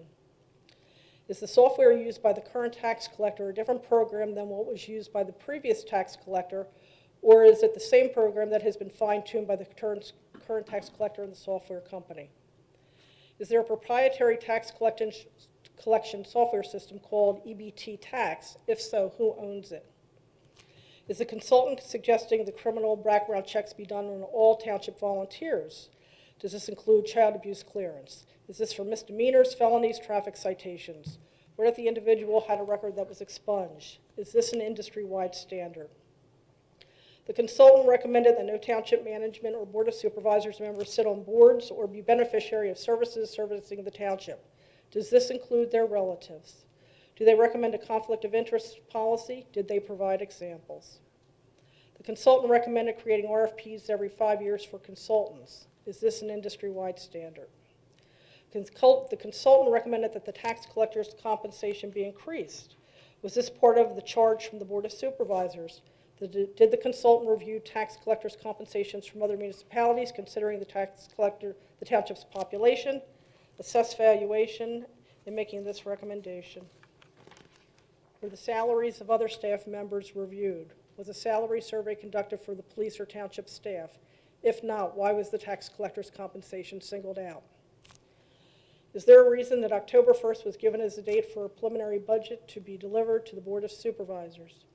The preliminary budget is typically given to the board at the regular meeting in November and provided them in early November. Is having a preliminary budget by October 1st a typical practice in other municipalities? One consideration is that insurance quotes are typically not available on October 1st. An agreed-upon formula was created to fund the fire company using a method considered, and I won't go into that one because we've really discussed that this evening. Representatives from Cedarville Engineering were reviewed. Did the consultant consider interviewing other representatives from Pannoni Associates, who is the township engineer? If not, why?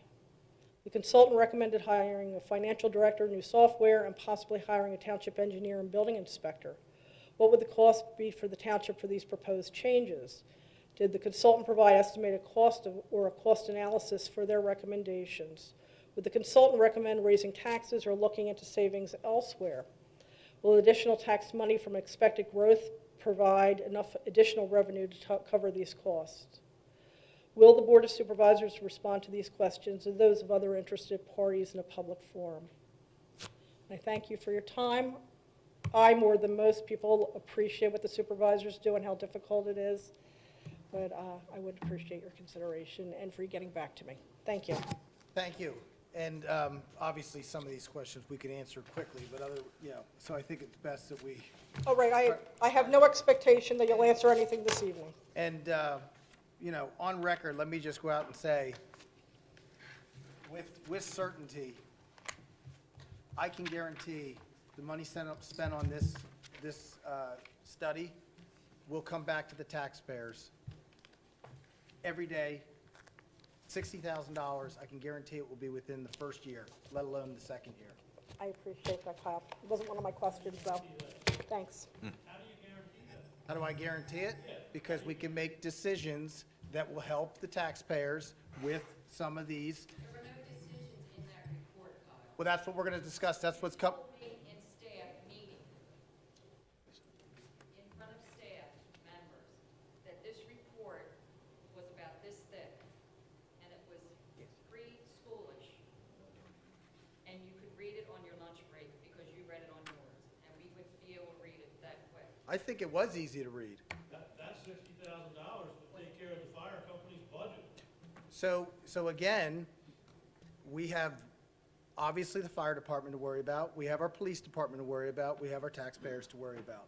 Our biggest issues that I see that we need to worry about is our engineering fees that we're paying out, and if we can do that in-house and how we can save money. They did not even look into that as to cost.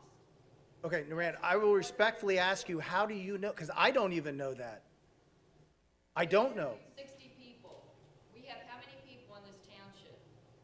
When we had a problem with Wawa or the demolition of the building, our Board of Supervisors sent out surveys to all residents. Why didn't these people do that? They picked a group of people to talk to. But I will disagree with that, and here's why. There was discussions on reaching out to Cedarville and conversations that they had. They didn't put in here every person that they talked to, but. They said they spoke to about 60 people in that report. Okay. But that doesn't. Count the number of people that they named, there were about 60. That doesn't account for all of the employees of the Cedarville Engineering, the Pannoni. I can't say. Did not speak to Pannoni. But you know that for fact, because I don't. When they spoke to me, they didn't even know we had an outside engineer. Pannoni. They had no clue. I told them, we have other engineers besides Cedarville. And again, I don't know who they spoke to, and that was the other part of this. They did not tell us who they spoke with. This was supposed to be an unbiased, run by them. We didn't have. I'm sorry. what? It was run by them. But what I'm saying is, if the Board of Supervisors directed them who to talk to, then it would have been biased. And everybody would have come back and said, you told them who to talk to. I told them nobody to talk to. I said, me personally, and trust me, they had feedback on myself, Mr. Winters, Mr. Fisher. It's everybody across the board that I know of that had an impact on this township had an interview or a phone conversation. Do any of you supervisors have a connection with this study group? Do we have a connection? I met, I've probably have met, Personal connections with them? that's what I was gonna say. I've personally met Dick Pomerantz one time before this, and I met, No family members, nothing has, with me, no. And I met, I'm drawing a blank. Ray Halverson. Ray Halverson 3 times before this study. And one of those times was for their proposal on what they had intended. So that's me personally. I can't speak for, well, I think it should have went out for bid. I do. I think and Scott brought up in the meeting when we agreed to do this, that there was also, I don't know if it was free, but there was also one that was done by the state. And I'm not saying that that's off the table. If it's free to taxpayers, I have no problem doing it. But why didn't you look into it? because I was just going to say, my problem is government running government. I don't want to take what the state of Pennsylvania tells the township of East Brandywine. You let these two guys do a report that is. I'll let, me personally, I will let somebody who has run a township to, as I said before, $10 million in the bank account to try and get our township to where we need to be. Absolutely. If it saves our residents money and it makes us look good in the future, I'm happy to do it. How many other audits has this company completed? I couldn't tell you. When was the company Halverson LLC created? They were just created. One was running, Weeks before you hired. the one was running his for the better part of 30-some years. The other one was in, Halverson LLC, when was it created? you seem to know the answer, so I, February One more 27th. thing. yes. I would like a copy of the study they did, that they said they did on another, Charlotte Mecklenburg. Okay. I mean, I can't say, yes, I'll give it to you. They would have to, I can certainly reach out to them. And we would like a copy of that, public. Okay. And again, I can't guarantee that they'll give it to you, but I can certainly reach out to them. And anybody else for?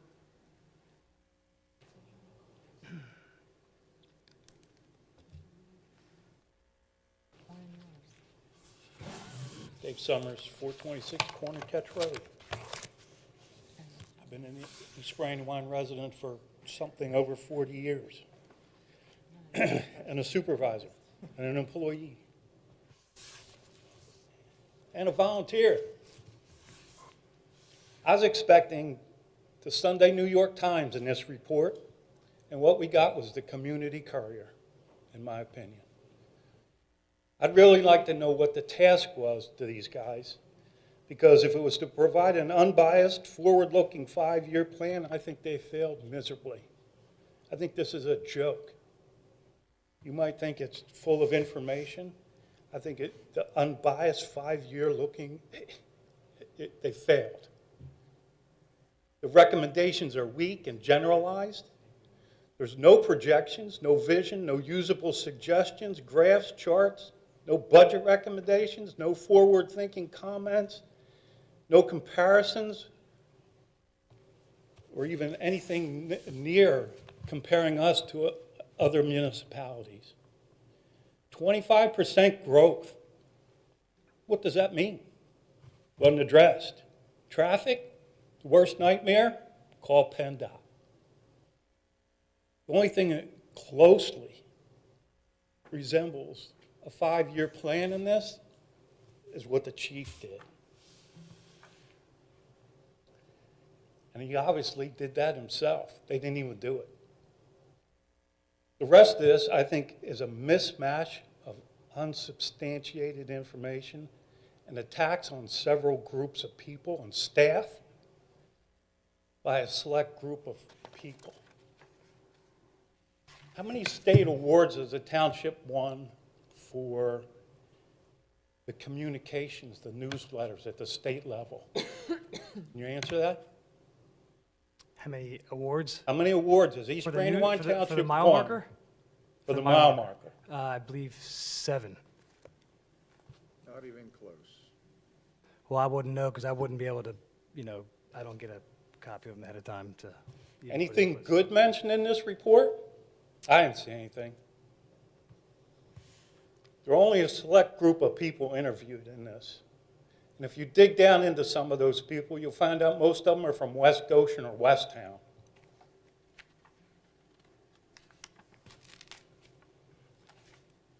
The one person who they should have interviewed and didn't had 20 years as an employee, 30 as a resident, and they didn't even interview her. Despicable. What's so despicable? Guess they didn't want to hear what she had to say. This was a mudslinging exercise.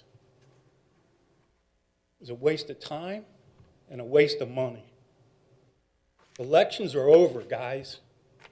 It's time to get down to business.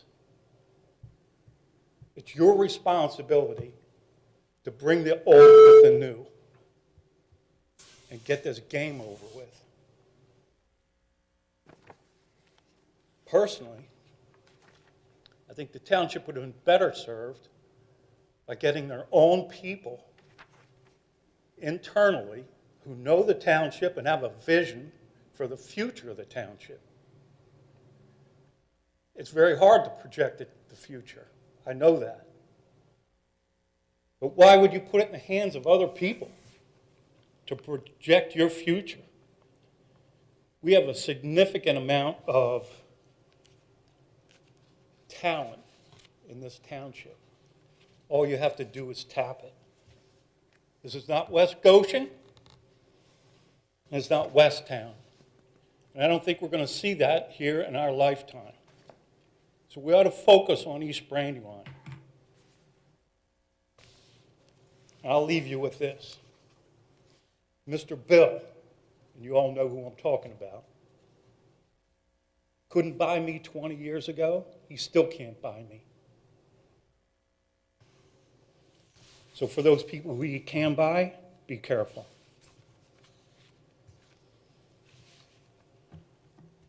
And finally, if someone or any of you have a problem with me, I think you should come and see me, not splatter all over this report. That's all I have. Well, I'd like to comment on that, on a few of your things. There were comments, not questions. I'm going to make some comments on the things that you commented on. I think that's what I just said, not really. I'm a new supervisor, and obviously there's a big rift between, as you said, the young and the new, the old and the young. No one's sitting here saying that everyone doesn't appreciate the volunteerism or what you guys done for the community. I see it's the same folks sitting here every meeting, attending it, except for Mr. Kanapesky's a little bit newer. And I'm sure everyone has had a lot to say about my approach to this position and in what I envisioned this position to be. It hasn't been at all. In fact, if I knew it was going to be like this, I don't think that I'd even ran. I wanted change, and we do something different, and you guys come here and you want to talk about how despicable it is that they didn't interview Miss Medley. I find it really despicable about some things that has happened to me that I don't think maybe none of you guys are even aware of, because you don't get to be on the inside with emails when you have a township manager who instructs your secretary not to respond to a supervisor, or you have a township manager who pulls a cable when I'd like to come in and actually look over some vendor invoicing on a Saturday. And the abuse of the fuel and the credit cards. But we don't have a policy on stealing.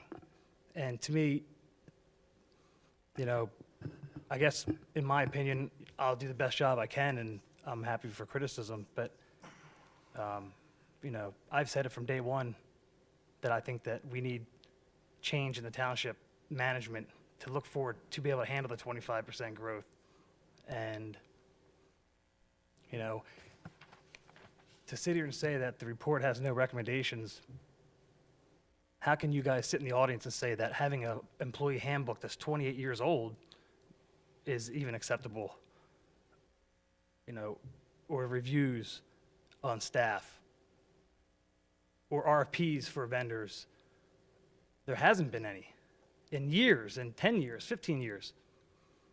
So, you know, if you guys have some ideas, you know, I'm all for it. I've said from day one, you know, I would like to put the past behind us and move forward together. But I can't do that if I'm that person who is creating an environment not known before, because I like to ask a couple questions on the way things have been done or how things, you know, are being done now. So, you know, my email address is on the website, or, you know, you can find my phone number. I'd be more than happy to meet with any of you, or anyone in the community, to try to help them out. I wanted to do this to help people, help the community, not try to put people further apart. And, you know, that's pretty much it for now. One quick comment. Bruce Rawlings, Planning Commission. I think this, no matter all the negative and positive things that have come out of this, I think maybe everybody doesn't agree with what has happened in the static results and all that, but I think tonight is a positive. It's all coming out on the table, what's going on in the township. Thank you, Jason, for bringing up your thoughts and why you think people are pecking on you or whatever. But how do we move forward and work together? Let's put all this behind us. I think that $60,000 might be well spent in the sense that it got people talking. Maybe 99% of it's bullshit. We don't know, but maybe it isn't. But we're talking. We need to be talking together. You three need to work together. Scott needs to work. Everybody needs to work together. I mean, I think all the volunteers want to work together too. So, in that sense, I think it was a very positive thing that we got it out in the open. So, thank you for getting that process started. Let's get it to come to a positive and move forward for the next 5 years. Thanks, Bruce. And again, I want to stress to everybody, at least the way it was interpreted to me, there was no say that any supervisor had in how this went. And in order to keep things right or wrong in the public's eye, you know, you don't want to hear my take on the township, and I don't want to hear yours. I would like things to grow. I would like things to be, you know, respectful at meetings. I think everybody, when I first got here, had the worst thoughts in their heads, and I think that since I've been here for a little over 2 years, we have gone leaps and bounds. I had an opportunity to sit down with almost everybody on staff and have a one-on-one and get their feedback on things that they wanted to see right in this township or change in this township. And, you know, we are a family, a dysfunctional family, but a family. And people, I think, confide in me a little bit more, and know that, and I'll say it to all the residents, I think, me personally, I'm not saying you guys aren't, but I am very easy to talk to. I am fair and balanced, and whether you like me or hate me, you know that I will still talk to you the same way that I would talk to anybody else and give you my feedback. You may not like it, but I'll be fair with everybody. And I may not be here next year, I may not be here in 5 years, I may be here for 20 years, but I'll treat anybody any differently than I have from the day that I got here. And I think if you like this, great. If you don't, I can tell you, I've heard 15 or 20 people say, I like it, and this is what I think you should do to tweak it. And I've heard from 3 or 4 people tonight who said they absolutely hated it. So, you know, you're not always going to hit the mark. But I can tell you, if we grow off of this and take all the nonsense that was in this that maybe people's feelings got hurt over, and maybe it was right, maybe it was wrong, and maybe that was biased opinions from those 60, 70 people that were part of the interview. But if, like Bruce said, if we grow from this, That strategy was a joke. and that's again, I'll take everybody's opinion. I will. But for the sake of business now to this, there's some important decisions that need to be made. One of which would be, you know, again, what can we do as a Board of Supervisors to save taxpayers' money, to make changes that are going to be for the best? So I'll personally start tonight with the easy ones. The revising and updating of our employee policy manual, the revising and updating our drug and alcohol policy, and the establishment of harassment training, which I don't believe we've ever had in our township. Low-hanging fruit, something that we can do, won't cost taxpayers much, but I think it will take us leaps and bounds. So we'll start with that. And again, public has its opportunity to feed in on this. I take your suggestions just as important as everybody up here. When was the public consulted about this assessment The prior to? Again, decisions need to be made. Yes, ma'am.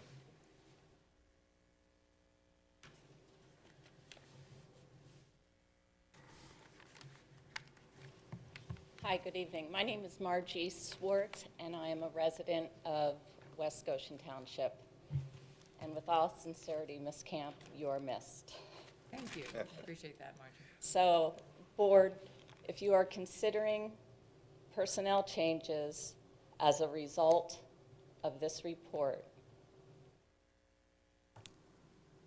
I just urge you to be careful what you wish for. I really didn't know if I had the standing to talk tonight or not. I really stumbled upon your township and your website quite by accident in the middle of June. And the first thing I saw was this township was having a public meeting regarding a 5-year strategic plan. And I got all excited because in West Goshen Township, I'm wondering if Ms. Camp remembers, for the last 3-4 years, I've been asking for a 5-year capital improvement plan in West Goshen Township. And I thought, wow, I'm going to print this out and show this to my Board of Supervisors because I think we need to have a 5-year plan. I clicked on that link to learn more about your 5-year public meeting, public forum strategic plan. I about fell off the couch when I saw that Mr. Halverson, who I personally like, I grew to like him. He was the gentleman, the new consultant that was doing your 5-year plan, was my supervisor, director of public works for the previous number of years, came to your township to do something he never did while he was supervisor and director of public works in West Goshen Township. I'm not here to bash, and thankfully I don't have to bash the report because this gentleman, who I don't know, said everything I would like to say. Excuse me. If I could have taken the time to read it a second and a third time and taken a whole lot of time, I would have had the same comments and the same questions that your 30-year or 20-year Ms. Smedley made comments about. When I stumbled upon your website, I then went to read your minutes and watch videos. I was so impressed by what I saw from staff members in your township. I thought, what a professional staff. I wish I could clone them and bring them to my township. You didn't find them snarky? No, I didn't. I honestly, I couldn't read that report a second time because it really turned my stomach with all these quotes. There's no validity to a report that quotes people but doesn't say who's the quotes from. They're just quotes. Like, who said that?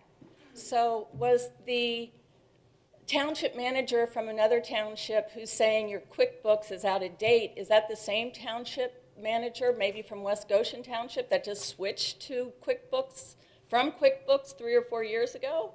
But now they're telling you should do the same? Staff engineer, we have a staff engineer in West Goshen Township.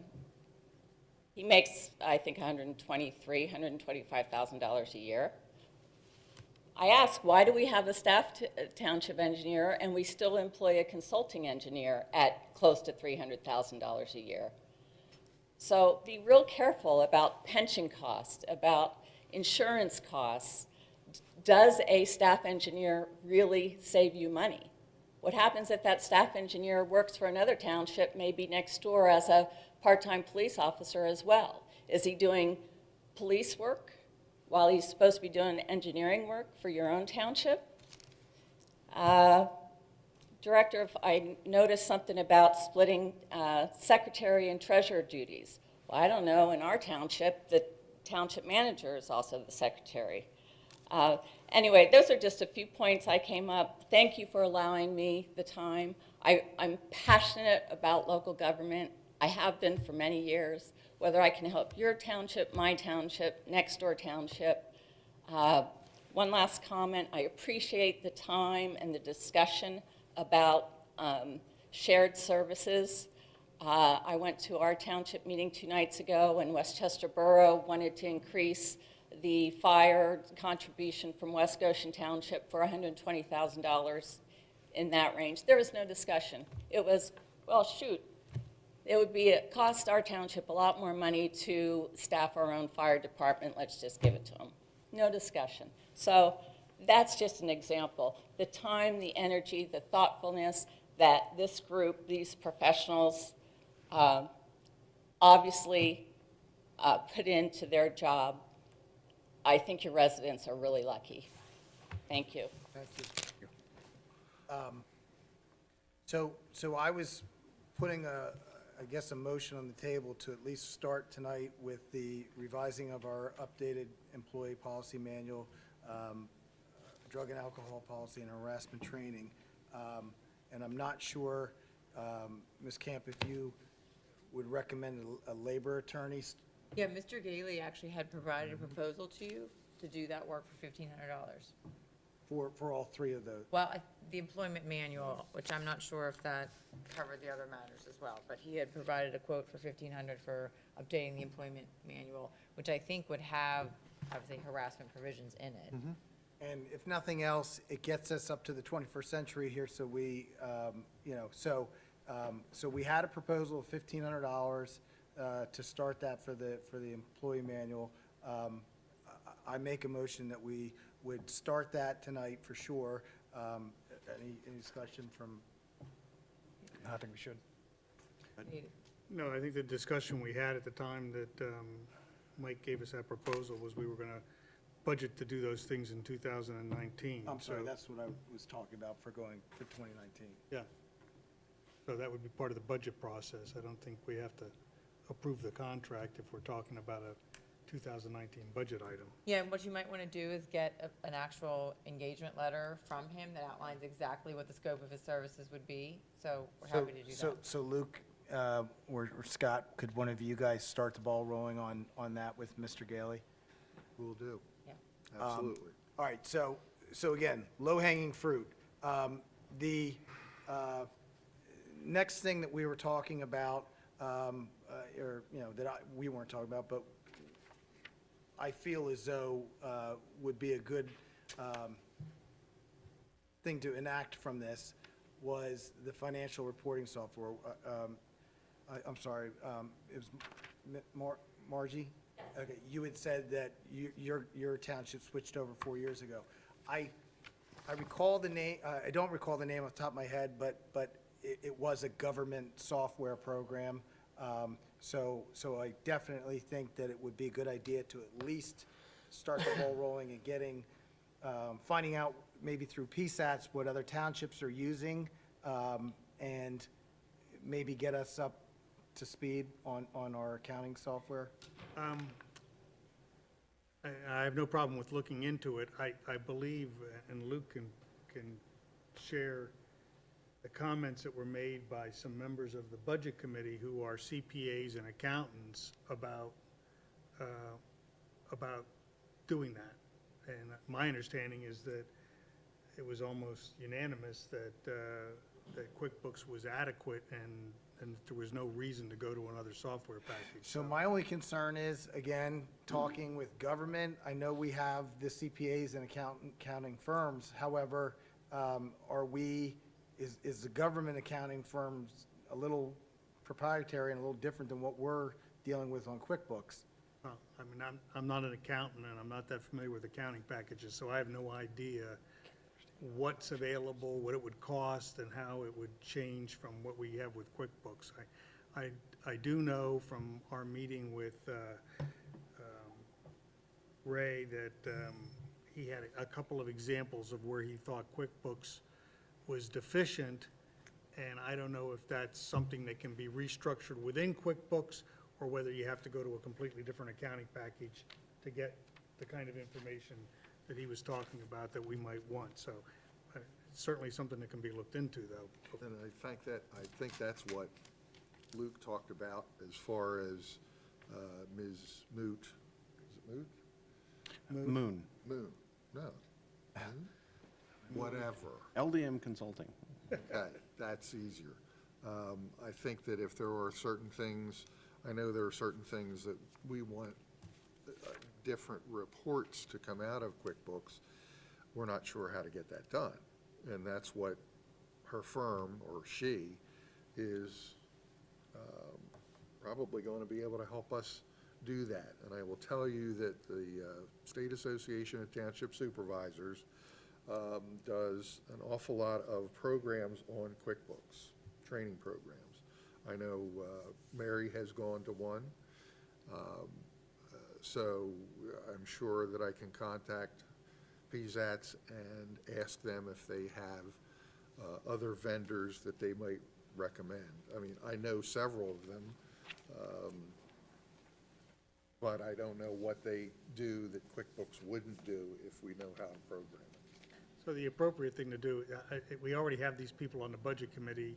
Once we get through this whole budget process, maybe we could form a committee, include a couple of those people and have them look at what's available and then get back and report to us on what their recommendation is, rather than jumping into it. Well, and I'm with you, but again, I don't want to keep kicking the can. I want to have a straightforward plan of attack so that, you know, again, I'm not asking for the world here. I think the policy and manual changes and harassment training is all great things. I think the getting our software to a more government-oriented direction, and again, in my opinion, minor things. If the Finance Committee has that from us as an important topic, at least we can get some feedback. But I don't know if accountants who aren't in the government profession are going to have the answer to that. So that would be Scott piggybacking off of the PSATs to find out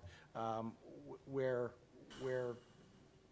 the majority of the government townships are what they're using. I think this Laura Mood, again, of reading in Luke's report, she's representing a lot of governmental entities. It might be just Luke Yeah. having a conversation with her and getting her. Maybe she could recommend, yeah. yeah. But I still think the PSATs is a great, you know, piece of information that we have at our fingertips. Mr. Chairman, I can provide a little bit more background on what the Budget Committee decided. I had gotten a copy of the 5-year study just maybe 2 days before a budget meeting, and so I had penciled in about $20,000 for new accounting software. I really don't know if that's appropriate or not in terms of dollar amount. And you know, the Budget Committee takes all these requests and starts making cuts and balancing the budget for a proposal to you. Obviously, they work for the board, and if they were informed that that's a priority, we could put it back. But that was one of the first things that fell on the cutting room floor, was the proposal for new software. But obviously, they advise you, not vice versa. So, I mean. Again, I just want to make sure that we're using the proper government, you know, if it's a government version of QuickBooks, so be it. I'm happy with that, if that's what, you know, but if we're. Is there any member of the board that would like to be a part of any presentations made by potential vendors? I mean, I'm happy to sit in. I don't know enough about the accounting software division, but I would. I'd like to sit in. Okay, well, actually, you know, we can't really have two of you without a quorum, so. I know he knows computers better than I do. Okay, well, then I'd recommend that we do some research into the types of software that are common in municipalities of our size across, and invite them in to make a presentation. Because I don't think any of us have an idea, based on the report or our own personal experience, exactly what the deficiencies of the software are. The software doesn't do anything that, doesn't not do anything that I feel like it should, but I'm open-minded. Perhaps someone could upsell me. So we got a couple CPAs on the Budget Committee, and Jason representing the Board of Supervisors to sit in on a couple presentations and see where it goes. All right, and then, again, these were just my takeaways. And again, we can discuss this out in the open to see. The financial, Director of Finance, possibilities of, I'm not saying we have to do this year, but looking into this, and in-house engineering, if it's worth it for us, we would have to obviously decipher all of our out-of-pocket for our current engineers, and if as you stated, if we're going to hire one and still have a consulting engineer, obviously that doesn't make sense to do either. So, for me, anyway, I would say that these are two areas that we are able to save the taxpayers, you know, a lot of money, and we should consider dialogue in the engineering and the report and the Director of Finance. I don't disagree, but I have no idea what. Right. It's a double-edged sword. We'd have to further the discussion. I think we'd have to sit down and outline the whole thing and look at what the cost would be and of people for those positions. We'd have to outline. One of the deficiencies, I think, in this report is they make the recommendation, but then there's no outline of what that person would actually do. It doesn't determine that, so. But all of that's that- why we had that discussion with them for an hour and a half in the board meeting, where they gave us every piece of information and question we had, and that was our opportunity to get those answers, and that's where I came up with my list. I don't think they were prepared to really give us the detail, which is what I would have expected for the money that we spent, but that's an aside at this point. So we'd have to develop it. We'd have to develop a job description, and we'd have to go out and look and see what people that fit that job description are getting. We have this PSATS resource, so, but I think we're looking at something that's not gonna happen overnight. It's gonna Right. take some time to do that. And what were your thoughts on high priorities from? I think, I agree. I think we should look into the costs associated with and past expenses and what the future costs would be projected at for in-house. But tonight, on record, we gotta, you know, we don't have to, but I would like to at least give the public some sense of security, knowing that we're moving in a direction of looking into some of these items. So, I don't want it to be just my list. As I said, I want you guys, your feedback. that was my biggest, The ones that I had? yeah, right now. And for you? I agree that we should look into it. All right, so again, the board will consider looking into the financial reporting software, the director of finance plausibility, the in-house engineer, what our costs are associated with that. Luke, I'm going to need some assistance with that in terms of what we're paying for 2017, 2018. Correct. In terms of action items, I think, there's some pretty clear things. Get clarification on the offer from Mr. Gailey, who is an attorney in labor law, regarding his proposal for updating the manuals you referenced. I can put a placeholder for $20,000 in our software budget back in and inform the committee that that's a priority of the board. What's not clear is like next steps is the research relative to a hire of a treasurer. I can tell you that just based on the second-class township code's deadlines for when we have a budget together, I don't think we're going to beat you needing to. I don't see us finding a salary, a cubicle, a computer, and a job description before you need to pass a budget. No, but at least, if a decision is made, obviously we'll address that when we get to that point. However, I think these are very good talking points that we should have on our list, and some of these, the first two, I think you've covered that in your $20,000 earmark.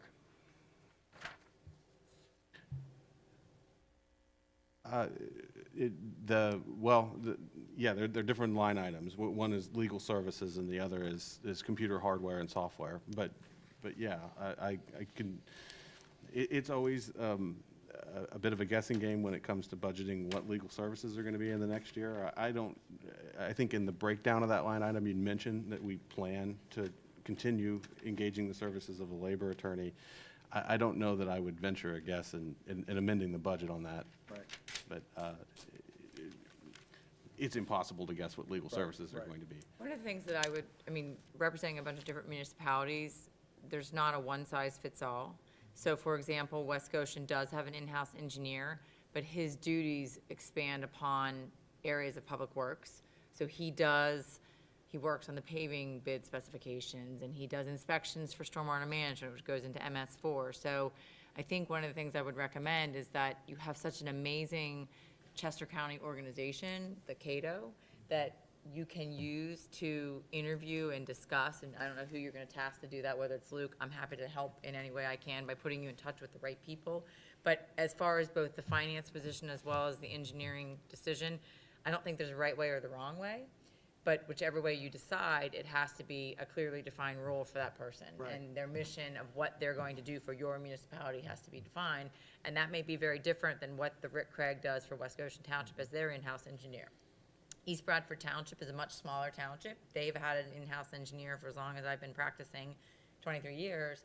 Mark Lucas does sewer issues. He does, their engineer, he does all kinds of different things. So if you're thinking to have an in-house engineer, you're going to need to understand in what departments besides just, plan review of land development plans is that person going to be working on. Because under the state law, if your engineer is just reviewing plans that come in that developers are submitting, you shouldn't be paying one penny for that. The developer should. That is 100% reimbursable expenses by a developer. So the number that you mentioned as far as what you're spending in a year, I question, is that money that's actually coming out of your pocket, the taxpayer's pocket, or is it money coming out of Mapleview and the developers that are building? Because that's where it should be coming from. So again, I can't tell you that what works for one township is going to work for you, but there are many examples out there and many people that you can talk to about, well, you have an in-house engineer, and why do you do that, and what exactly does that person do, and how does that help save your taxpayer money? Same thing with the finance director. Again, when I represented West Goshen for as long as I did, they had a really, really good secretary who did so many different things. She unfortunately ended up passing away. They never replaced her. And one of the things that I thought and I know Ms. Swart absolutely agreed with me, is that's a vital position, and that's something that I felt they really did need, because record keeping is so critical, and it's something that takes a lot of time. Again, my point is that use the resources that you have within Chester County to sort of interview different municipalities and see what staffing they have and what role that person plays in that municipality, and whether that's something that could really help in East Brandywine. Okay, does anybody else have any comment on the study?